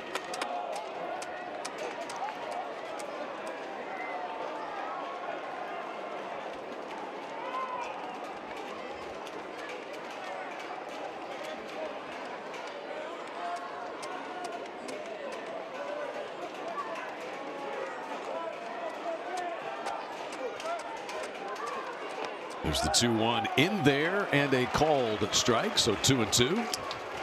Job by Dayton LaChance right there, bringing that fastball up on the outside corner. I think he stole one there.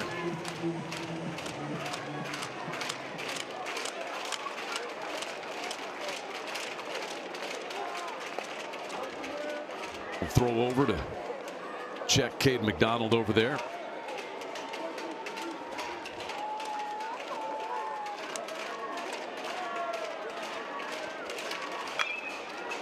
Branch dives, but it's under his glove and out into right field. And the Gators able to move the potential go-ahead run into scoring position with 2 down. That is the first hit for Florida since a single in the 3rd inning by Kyle Jones. Caden McDonald using the whole field right here. Fastball away. Nice job. Short bad path. Pokes it through the 4-hole. Thought Kyle Branch had a good effort on this play, a play you think he comes up with all the time. Shocked when he doesn't. Hayden Yost, the right fielder, with the go-ahead run in scoring position for the Gators in the 7th.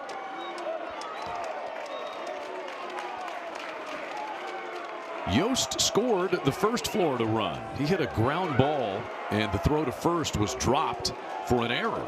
He came all the way around to score on Blake Sears' sacrifice fly. That was back in the 3rd. Swings through a fastball.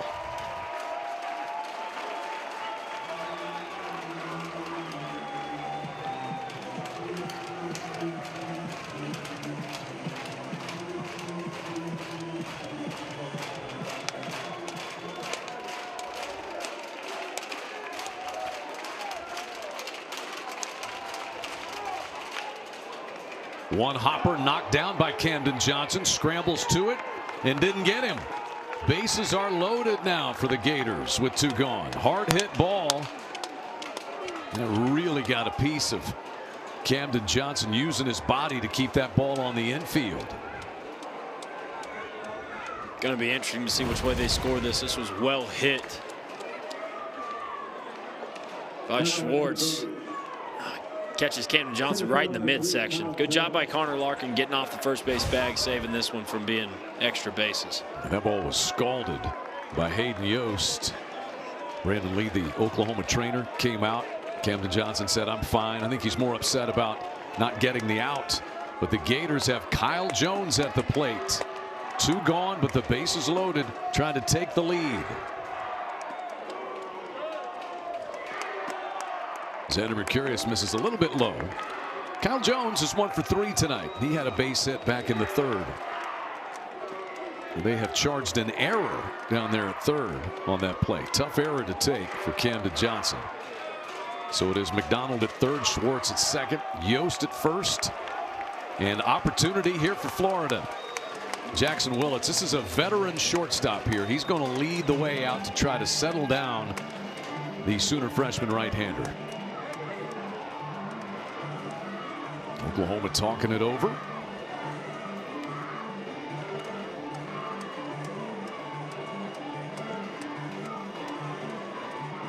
It is walk, base hit, error to load them up for Florida.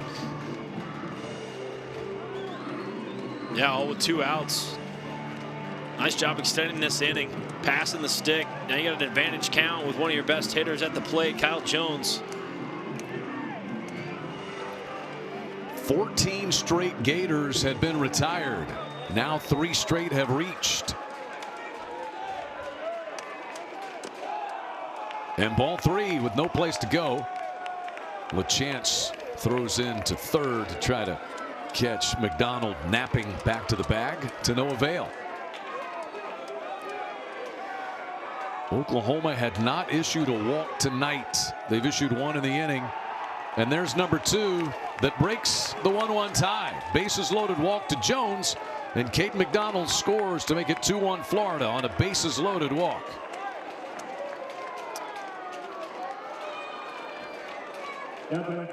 These are the kind of innings that make you pull your hair out as a coach.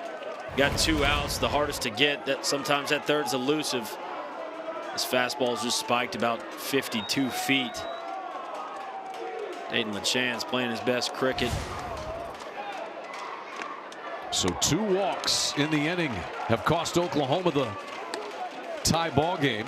And Mercurius deals with Brendan Lawson, who is 0 for 3 tonight.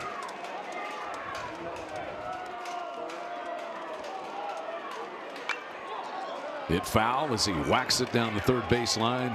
And 0-2 now to Lawson. Got to limit the damage here. Got Lawson down 0-2. Find a way to get a weak contact, get out of the inning. Florida retaking the lead in the 7th. 0-2. Again foul. Lawson with a couple of ground outs tonight and struck out in the 6th inning.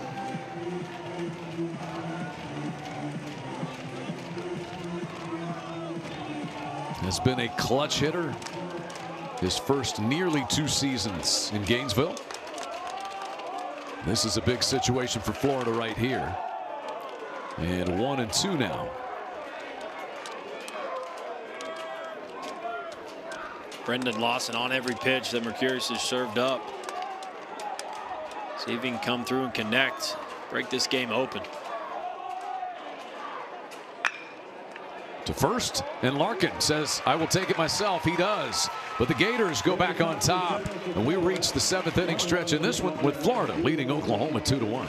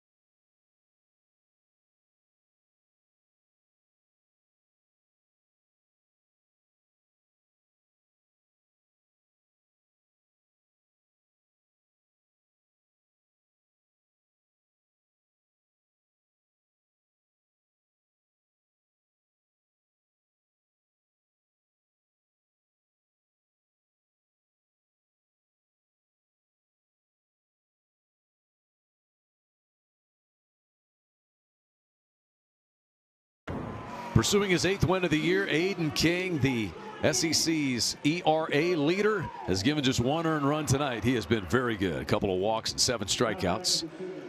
He's at the 90 pitch mark, Blake. Yeah, he's just been commanding the fastball all night long. Look at this one at the knees. Up in the zone, getting swing and miss. Fastball up. Mixes in the changeup. That's fastball right down the middle of Jackson Willits. Just commanding the zone, mixing in off-speed when he can. Giving up just that one run. Feel like that little insurance to put the Gators ahead might be enough for Aiden King. He has thrown over 90 pitches now his last 5 starts. Deals with Larkin, who's had his number. Larkin has 2 of the 4 Oklahoma hits. A base hit in the 3rd, a double, and then scored the run for Oklahoma in the 5th.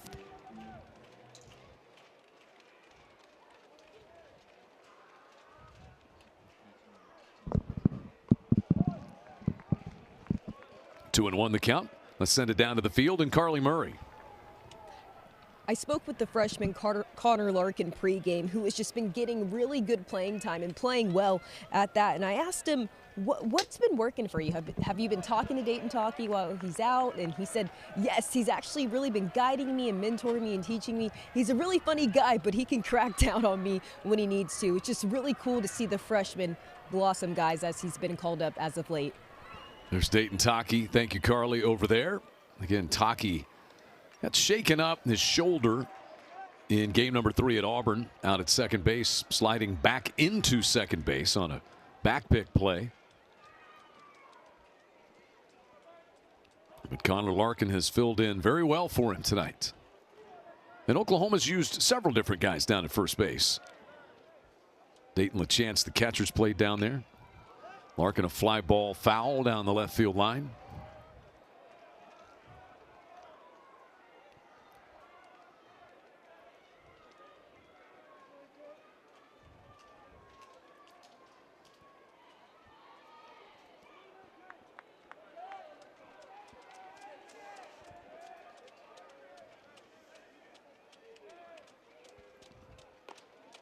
Full count.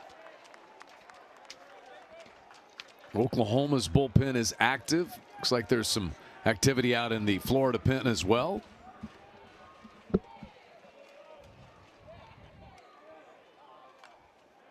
As Larkin fouls another one off.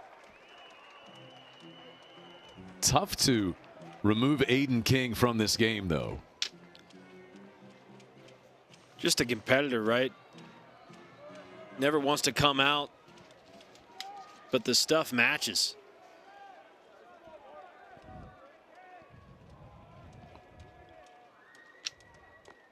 Gets Larkin for the first time tonight. I mean, when he's doing stuff like that, almost 100 pitches in, this is fastball. It's what's been doing all night long. That's elevated on the black away. Getting Connor Larkin to get out in front, away from his body, strike out. 8 strikeouts on the night, 69 on the season for Aiden King. And here's Kyle Branch for Oklahoma. Branch figured into Oklahoma's run in the 5th. He laid down a sacrifice bunt that got Larkin down to 3rd. And then Larkin scored on a ground ball by Jason Walk one batter later.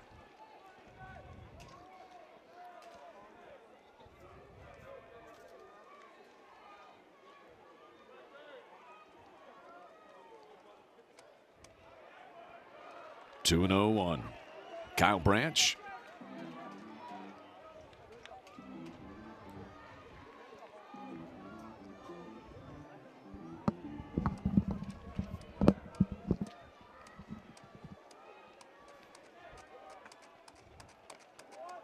And King peppers a strike through there. Been talking a lot about these two teams and their resumes. Oklahoma, RPI-wise, sitting in good shape, 18th. And Florida is 14th.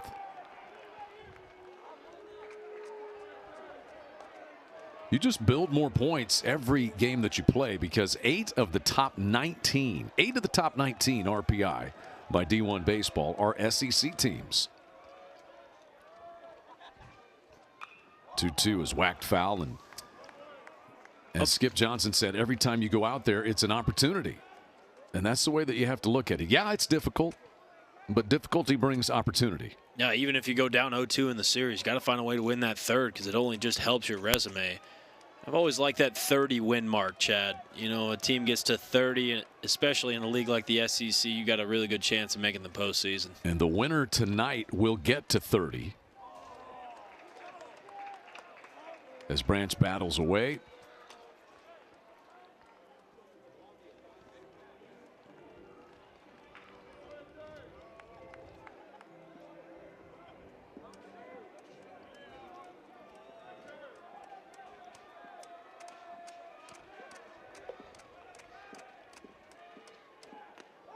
Strike 3 called. That is a fastball perfectly located by King for his 9th strikeout of the night against only 2 walks. Seems like every strikeout he's had tonight has been this, fastball located. I mean, you've seen it all night long. Wherever he wants to throw that fastball is where he puts it. This is at the knees, freezes him. You know, those skeptics of catchers who go down and catch basically on one knee.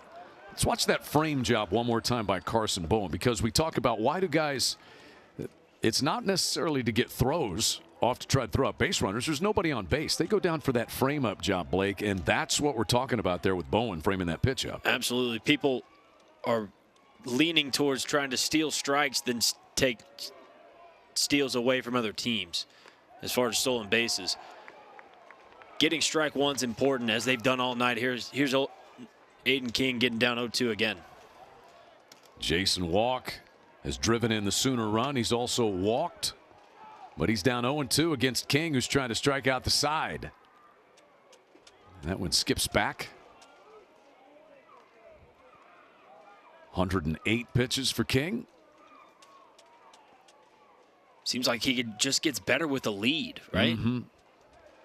The most he's thrown is that 121 pitch performance in the win last week against A&M. But this is the second most he's thrown in a game.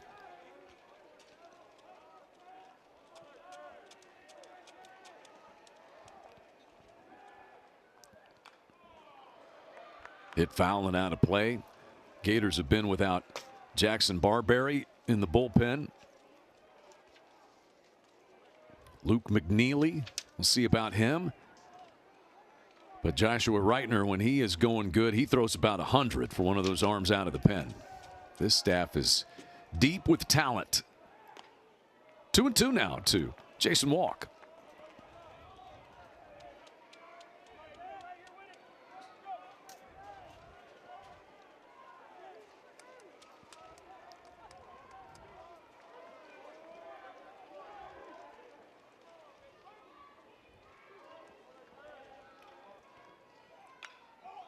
This one lifted foul. Nobody will be able to reach it. It'll stay 2-2 on Walk. Oklahoma would love for the top of the lineup to have an opportunity. Got that one. Careful going down the hill now. Got a little dew on the grass. Successfully navigated.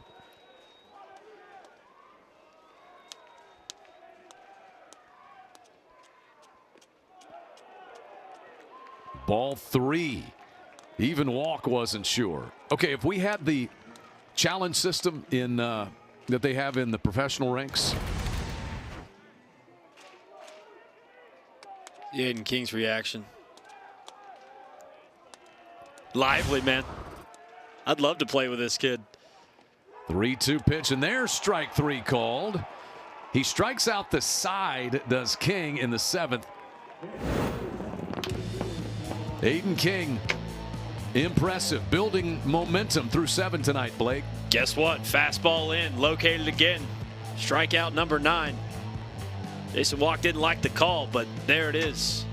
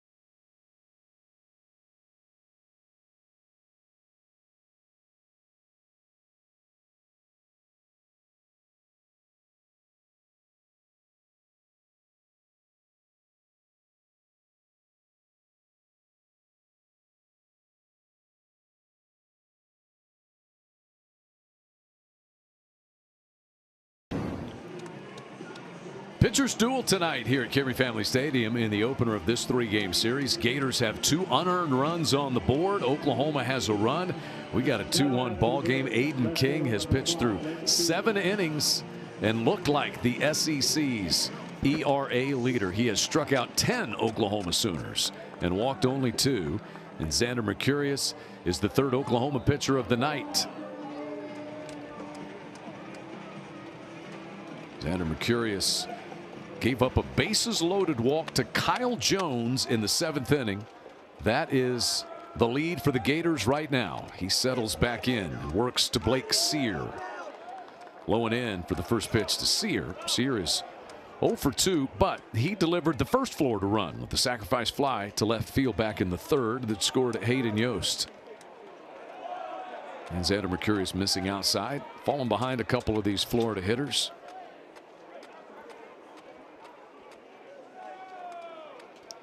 And Skip Johnson makes the walk out. See if it's a pitching change or just a little refocus of his freshman here. And a little bit of overthrowing in my mind. Skip's got to just get in his ear, tell him his stuff is good enough. Stop trying to make it nasty. Just find a better location for it. Riding the competitiveness of Xander Mercurius.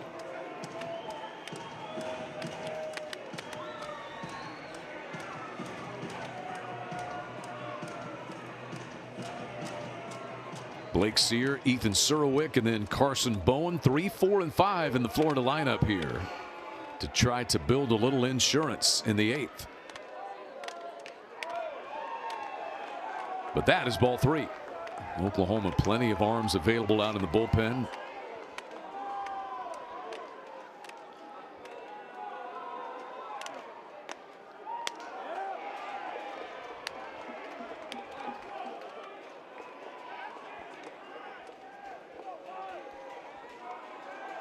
Jackson Cleveland. There's a check swing foul ball in on the hands of Sear. Yeah, Jackson Cleveland, as you said, Blake, who's been, for the most part, Oklahoma's closer. He's got 6 saves this year.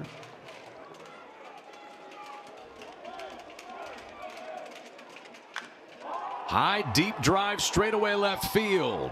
Blake Sear can touch them all as he blasts one out of here. And that is 7 home runs in the last 8 games for the red hot, even searing hot Blake Sear. He's given Florida a 3-1 lead in the 8th. Just what he's been doing, man. Gets a 3-2 count, knows a fastball's coming from Xander Mercurius. It doesn't miss. Haven't seen the ball fly extremely well tonight. Get to see another swing at it. Elevated, on time, and out front. Smoked. People running away from that ball out there, Chad. That is going to do it for Xander Mercurius. Fell behind Sear. Oh, I think that was a layup line there coming to the end. Did I see that? Yeah, absolutely. A Euro step, yeah. And a layup. Just make sure you hit the square. Yeah, and make sure you hit home plate as well. That's always important. Oklahoma pitching change with nobody out, and Florida has padded the lead. It's now 2 runs here in the 8th.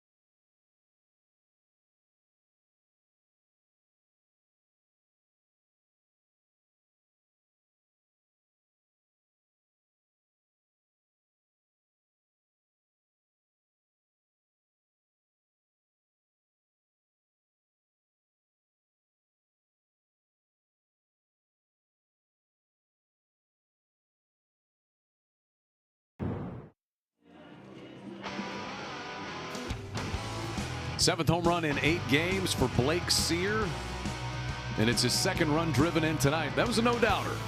Got all of it to left field and gone out of here.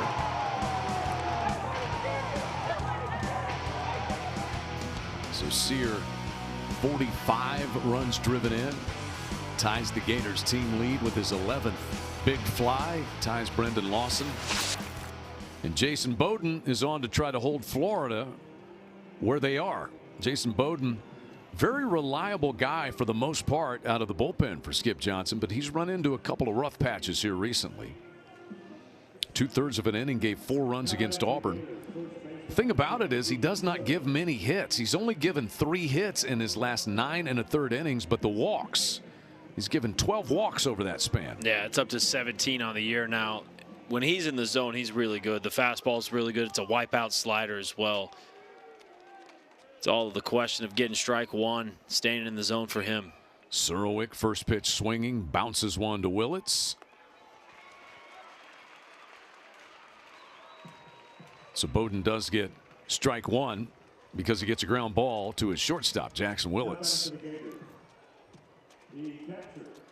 Carson Bowen, the catcher, will bat next. He's 1 out of 3 tonight. Jackson Willits so good out there at short. Man, there are shortstops all over the place in this league. The 2 in this game. Talk about draftable guys coming out, and get to watch several games with Justin LeBron, the Alabama shortstop. Kyle Branch, Oklahoma's second baseman. His brother Colby at Georgia. You better have an elite shortstop in the SEC, man. Clearly. You normally see the talent go up the middle of the field, right? Your catcher is pretty good behind the plate, shortstop, center fielder, but I mean it is 16 teams deep in the SEC. 1-1 pitch inside from Bowden to Bowen.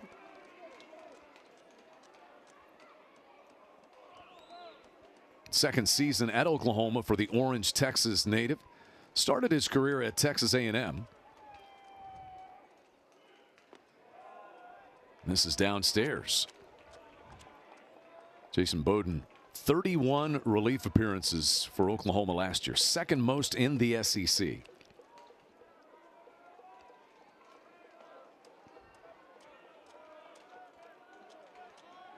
Behind in the count against Carson Bowen, who rips one right to third. Down to 1 knee goes Camden Johnson, and that's out number 2.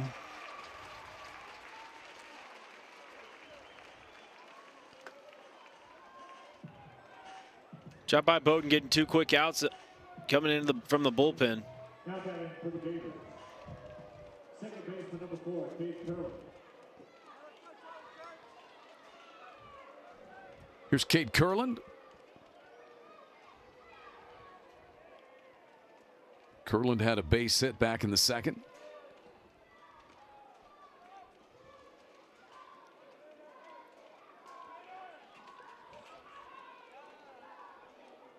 Jason Bowden out of the pen, the 4th Sooner pitcher of the night. Caden Leon went the first 2. Then L.J. Mercurius was very good, followed by Xander Mercurius. And now Bowden comes in, and he's going to get 3 straight Florida hitters and get out of the 8th.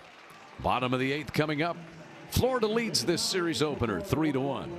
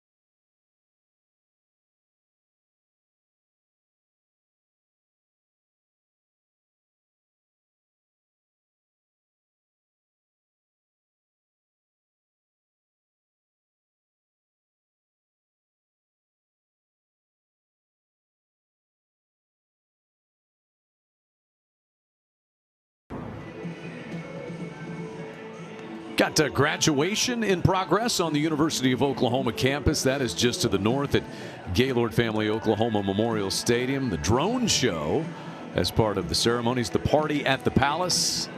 Palace on the Prairie, lighting it up over there. Just about 4 or 5 blocks away from us here at Kimry Family Stadium, where it is 3-1. And the Sooner wheel to close things out there. Back to baseball here. And a pitching change for Florida. Aiden King, 7 innings of 4-hit ball with 10 strikeouts. And Ernesto Lugo Canchola, the senior out of Pleasant Grove, Utah, comes in.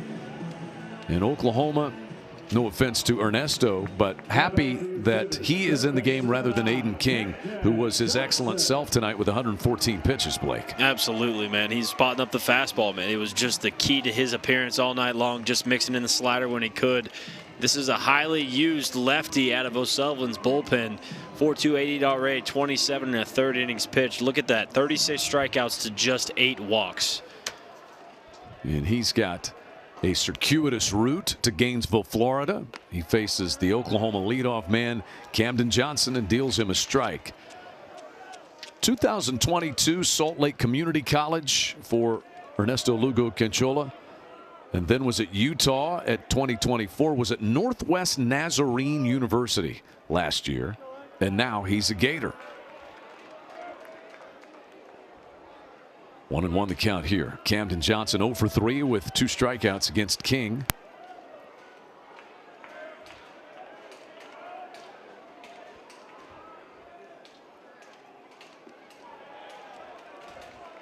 And now 2-1.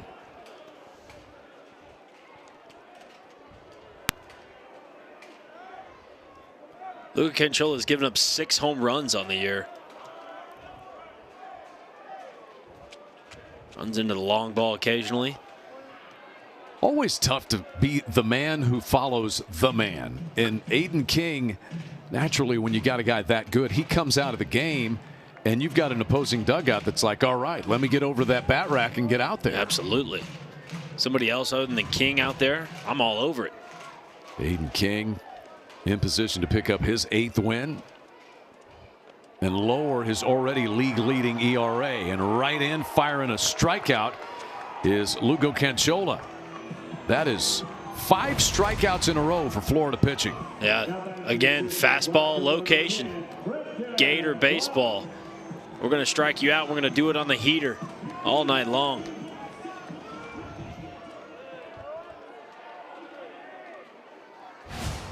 So Camden Johnson strikes out for the 3rd time in this game, and Brendan Brock is greeted with a strike.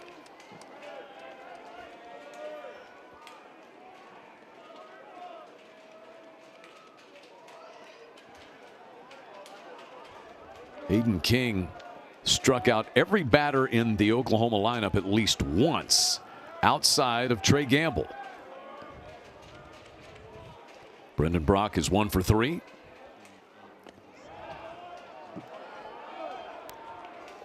Brendan Brock had a base hit back in the 3rd. There is Aiden King. Job well done. Career high 10 strikeouts and only 2 walks. The 1 run surrendered.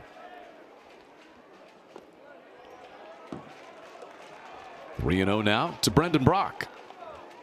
Sooners would take a walk that could bring the potential tying run to the plate.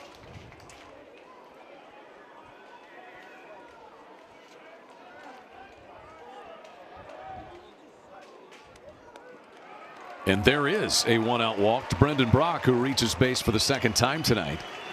That's the 3rd walk that Oklahoma has drawn.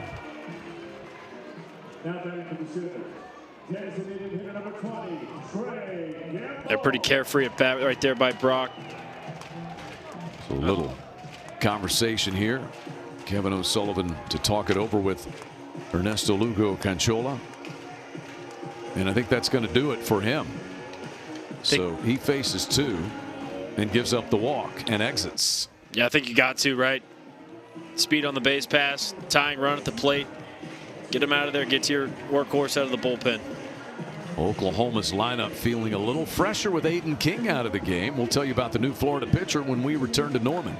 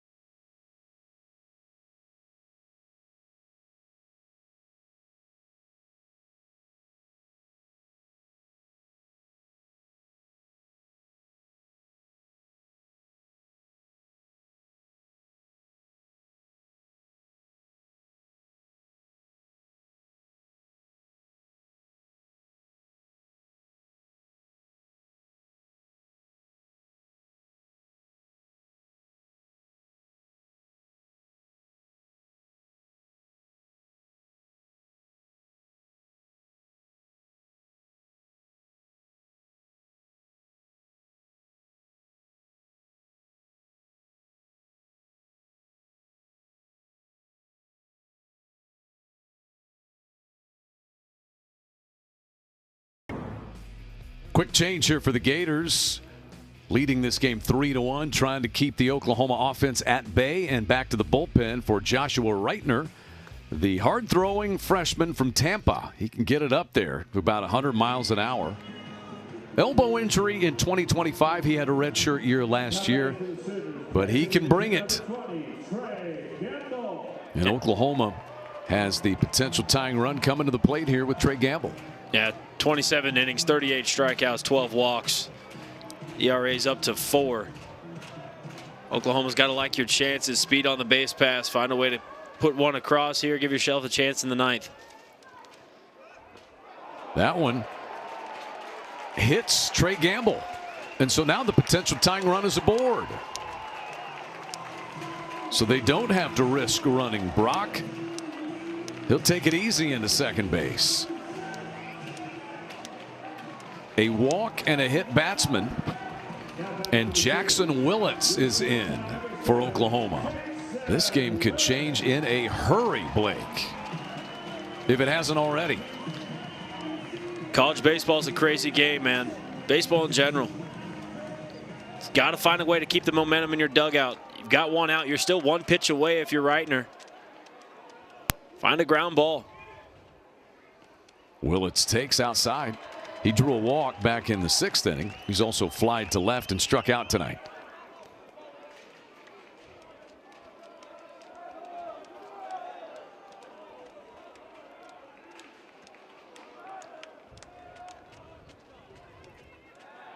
It was a midweek game about a week and a half ago, and Jackson Willits delivered a game-winning grand slam for Oklahoma. And a big spot right here.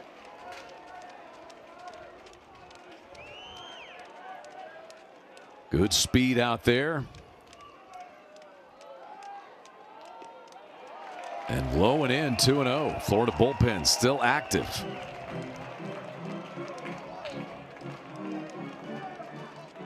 I think you got a take sign on if you're Reggie Willits. Dayton LaChance, big power guy, can separate this game. 2-0 count here. That's 3 balls, no strikes. And the bullpen unable to find the strike zone here. Lugo Canchola walked Brock. Gamble was hit by Reitner. And now 3-0 coming to Willits. Get me over fastball there.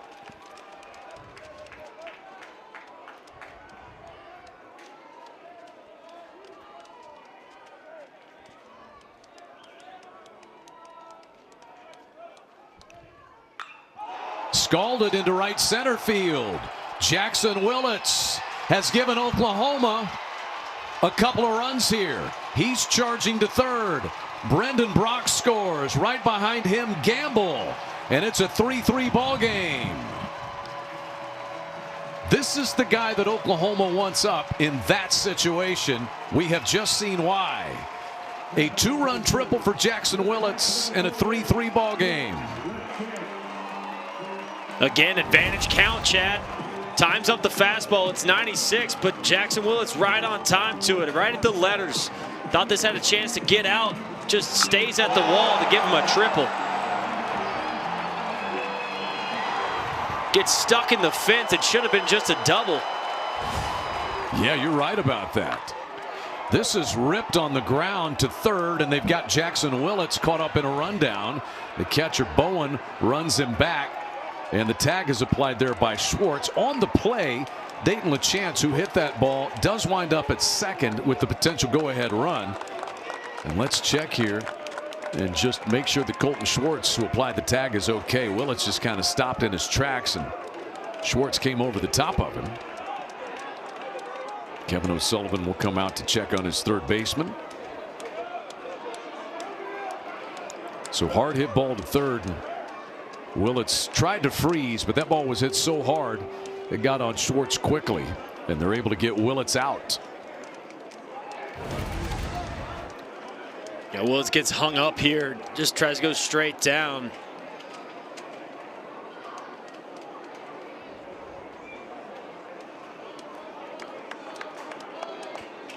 Can only hope he's all right.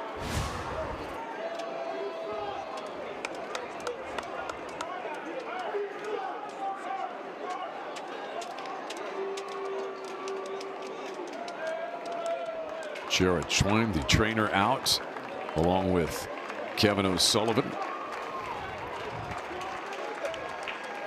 You know, it's of no consequence now, but let's look back at the triple as it wound up by Willits. Yeah, this is what you get with that chain link fence. You got pad in between there. It hits just perfectly enough to get stuck down in there. That should just be a double and a runner on third base.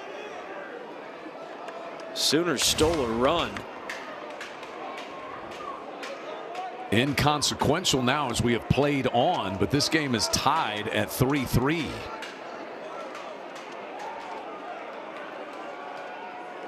I think those guys enjoyed it out there, but I think they're enjoying everything. Probably just got back from a graduation ceremony, celebrating their classmates, doing the right thing out there as young gentlemen. Colton Myers has now come in to play third base. They'll allow him some warm-up tosses. In the meantime, Reitner is also taking some warm-up tosses. It is 2 down in the inning. Oklahoma has gotten 2 on a triple by Jackson Willits. He gets hung up in that rundown that went from Schwartz to Bowen back to Schwartz to apply the tag.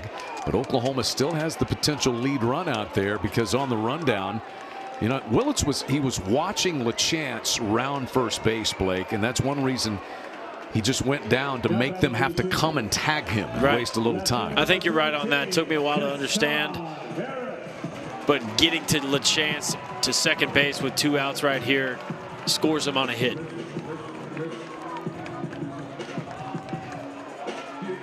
Desan Harris now with a chance to give Oklahoma the lead.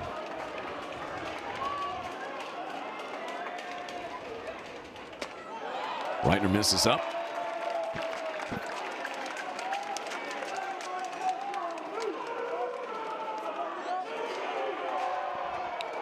Bottom of the 8th inning, a brand new ball game. And Harris hits this one foul.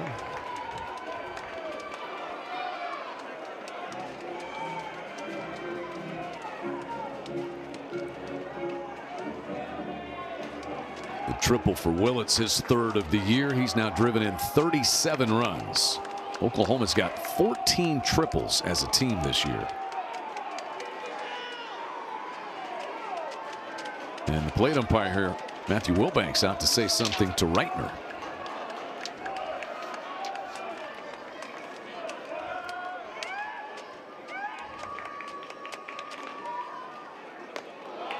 Upstairs to Harris.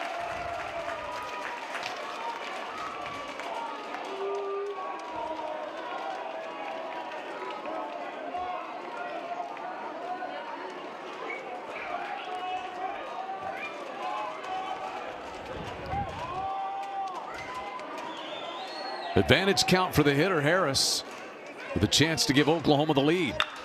Rips it hard on the ground, and he has given Oklahoma the lead. Desan Harris comes through for Oklahoma. The Sooners have gotten 3 in the 8th to take the lead from Florida. It's 4-3 Oklahoma. Kind of played into it all night long, Chad. A guy that just goes about his business. Finally found his way into the lineup, and here he does. Puts his team ahead by 1 with a quick swing. Look at this. Little backdoor breaker. Right on top of it. Shoots it through the 4-hole to give his team the lead. As you said, he's done it his entire career. Now Harris going to try to steal. He slides in safely. The ball's going to skim into center field. And Harris winds up at 3rd with a stolen base and the first Gators error of the night. Now you put pressure. It's the chaos mentality. Take the lead, steal a base, make a throw. 50 errors on the year for the Gators. Desan Harris, 10 of 11 in the stolen base department. Connor Larkin tries to continue his good night. He has singled, doubled, and scored a run. Downstairs. The clutch 2-out hit, Chad. being able to separate yourselves in the moment that is big. Out in front of that one. Well, he was guessing right, almost too right. But the walk and the hit batsman in the inning have each come in to score. And Desan Harris has given Oklahoma the lead. Check swing, or did he? They appeal down to third, and Alfredo Burkeen says no swing. It is 3-1 on Larkin. He's the 7th batter of the inning.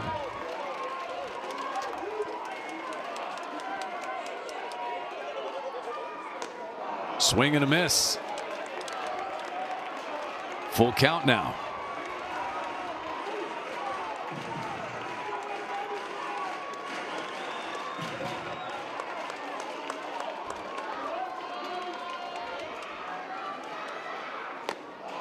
Got him swinging, and the inning is over.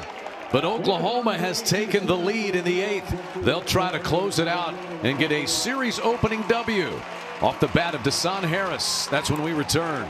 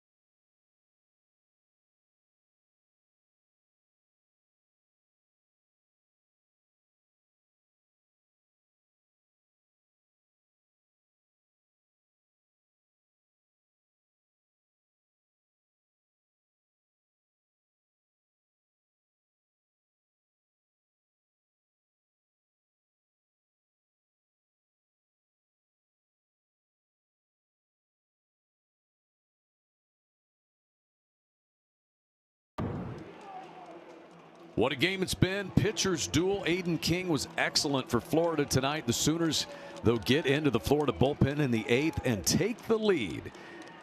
1-0 Florida after the 3rd inning, and Gators were able to get an insurance run here from Blake Sear. They carried a 3-1 lead into the bottom of the 8th inning when chaos happened. It is Jackson Willett's 2-run triple to tie it. He got caught up in a rundown trying to score from third, but Desan Harris came through for Oklahoma. RBI single drives in Dayton LeChance. 4-3 Oklahoma.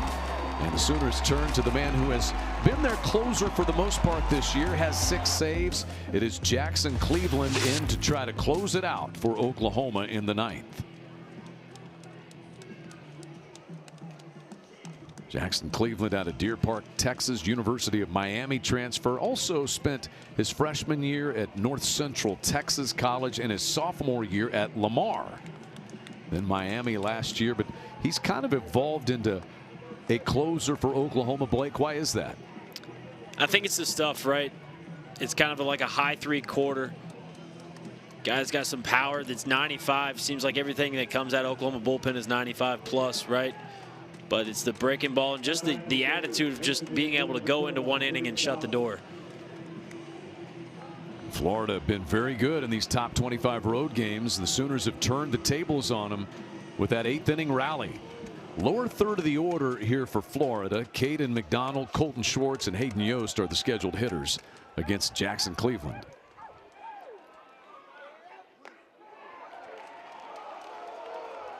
Fastball misses a little bit outside. Caden McDonald walked and scored in the 7th. He is 0 for 2 officially. Cleveland deals him a strike. Jackson Cleveland is the 5th Oklahoma pitcher, but that was expected. Skip Johnson using the bullpen approach tonight. 1-1 is fouled off. Caden Leon went the first 2 innings. Then L.J. Mercurius went 4. Xander Mercurius, Jason Bowden, and now Jackson Cleveland.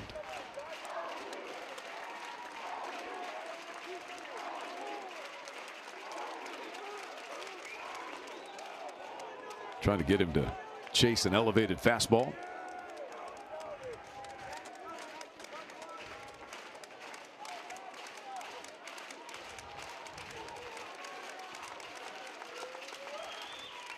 And a breaking pitch has popped up on the infield right by home plate. Dayton LaChance, the catcher, without number 1.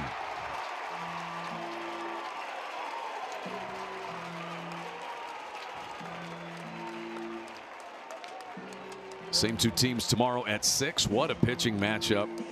Liam Peterson of Florida and Cameron Johnson for Oklahoma.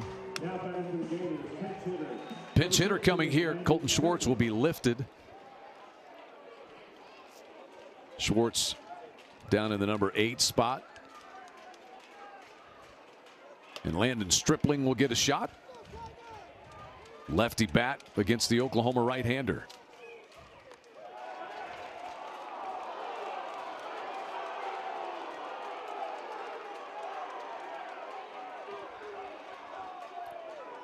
Stripling Jr., he's a Texas Tech transfer. Skies this one into shallow right field. In comes Brendan Brock. 2 gone. And Oklahoma is an out away from quite a rally for a win in Norman to start this series. Feels like you kind of steal this one, right? If you pull this third out off, putting up 3 in the 8th. Aiden King controlled this game the whole way through and then hands it off to the bullpen. And the Sooners took care of business to this point. Another pinch hitter is going to be Jacob Kendall, batting in the 9 spot for Hayden Yost. Gators still with the shot, though. 1 out to play with, and the top of the order on deck if somehow Kendall could reach. Freshman from St. Augustine, Florida.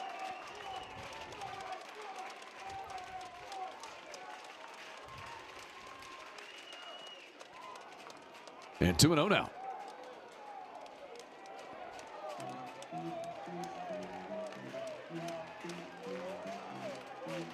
Oklahoma 3 runs, bottom of the 8th inning.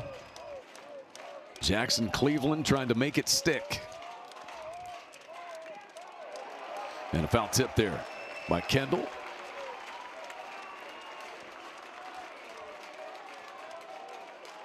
'29th game in which Kendall has appeared. This is his 50th at bat. He's got a couple of home runs, driven in 12. And that's a base hit to right. Tying run is aboard with 2 down. And the top of the order, Kyle Jones. That is all you ask for if you are Kevin O'Sullivan and the Gators. You see, Dayton Taki is now playing first base for Oklahoma. He has replaced Connor Larkin. And here's Kyle Jones. Been on base twice tonight. Singled in the 3rd, walked in the 7th. He is 1 out of 3, as you see.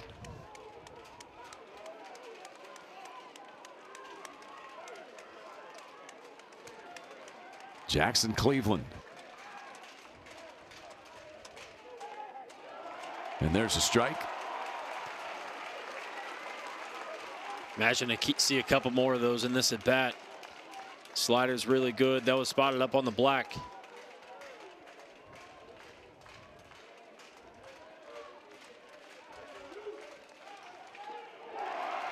Gators down to their final strike. Pair of tough sliders to handle there for Kyle Jones.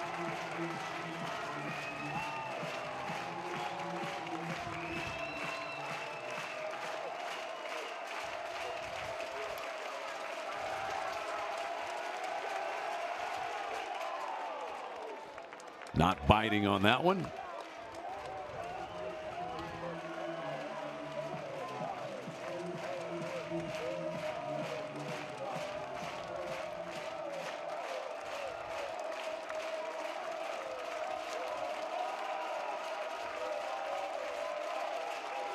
Got him swinging. And win number 30 in 2026 for Oklahoma comes in dramatic, come from behind fashion. Jackson Cleveland, Oklahoma's 5th pitcher of the ball game, closes it out Oklahoma moves to 3-1 in the all-time series. The Sooners are 30-16 on the season, 12-10 in the SEC. Florida falls to 29-17, and they are 500 at 11-11 in conference play. What an 8th inning rally. Blake Brewster, Jackson Willits with the 2-run triple and the game-winning hit from Dasan Harris in a 4-3 victory. Just goes to show you're never out of a baseball game. Got to find a way to get to the bullpen. Aiden King was in control all night long through 7 innings. You hand it off to the bullpen. The Sooners do the rest. Jackson Cleveland closes it out. He gets the final 3 outs of the night for Oklahoma. Sooners just kept chipping away. And the final strikeout on a fastball from Jackson Cleveland. Yeah, fastball elevated to get Kyle Jones swinging for the 3rd time tonight. Back to talk to the man who got the game-winning hit, Dasan Harris.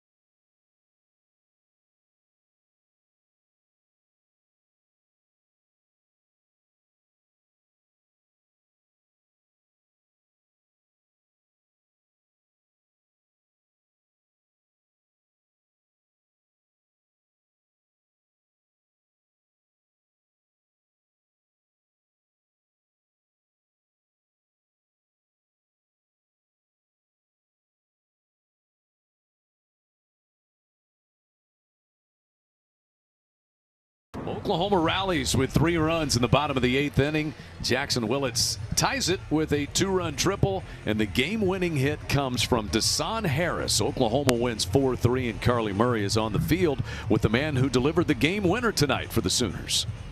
Well, tonight was a pitcher's duel, and then the chaos just erupted in the 8th. How did you see your offense make the necessary adjustments in that inning? Really, we just tried to pass the baton to the next guy, and the rest will fall into place after that. So we did that, and then luckily we came out with the win.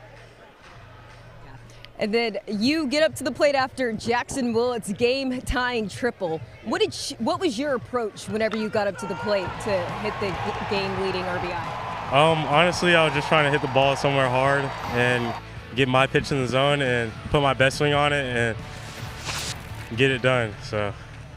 And then I have to ask about Jackson Willits. It seems like he's always able to respond when he steps up to the plate. What's just been impressive about him this season?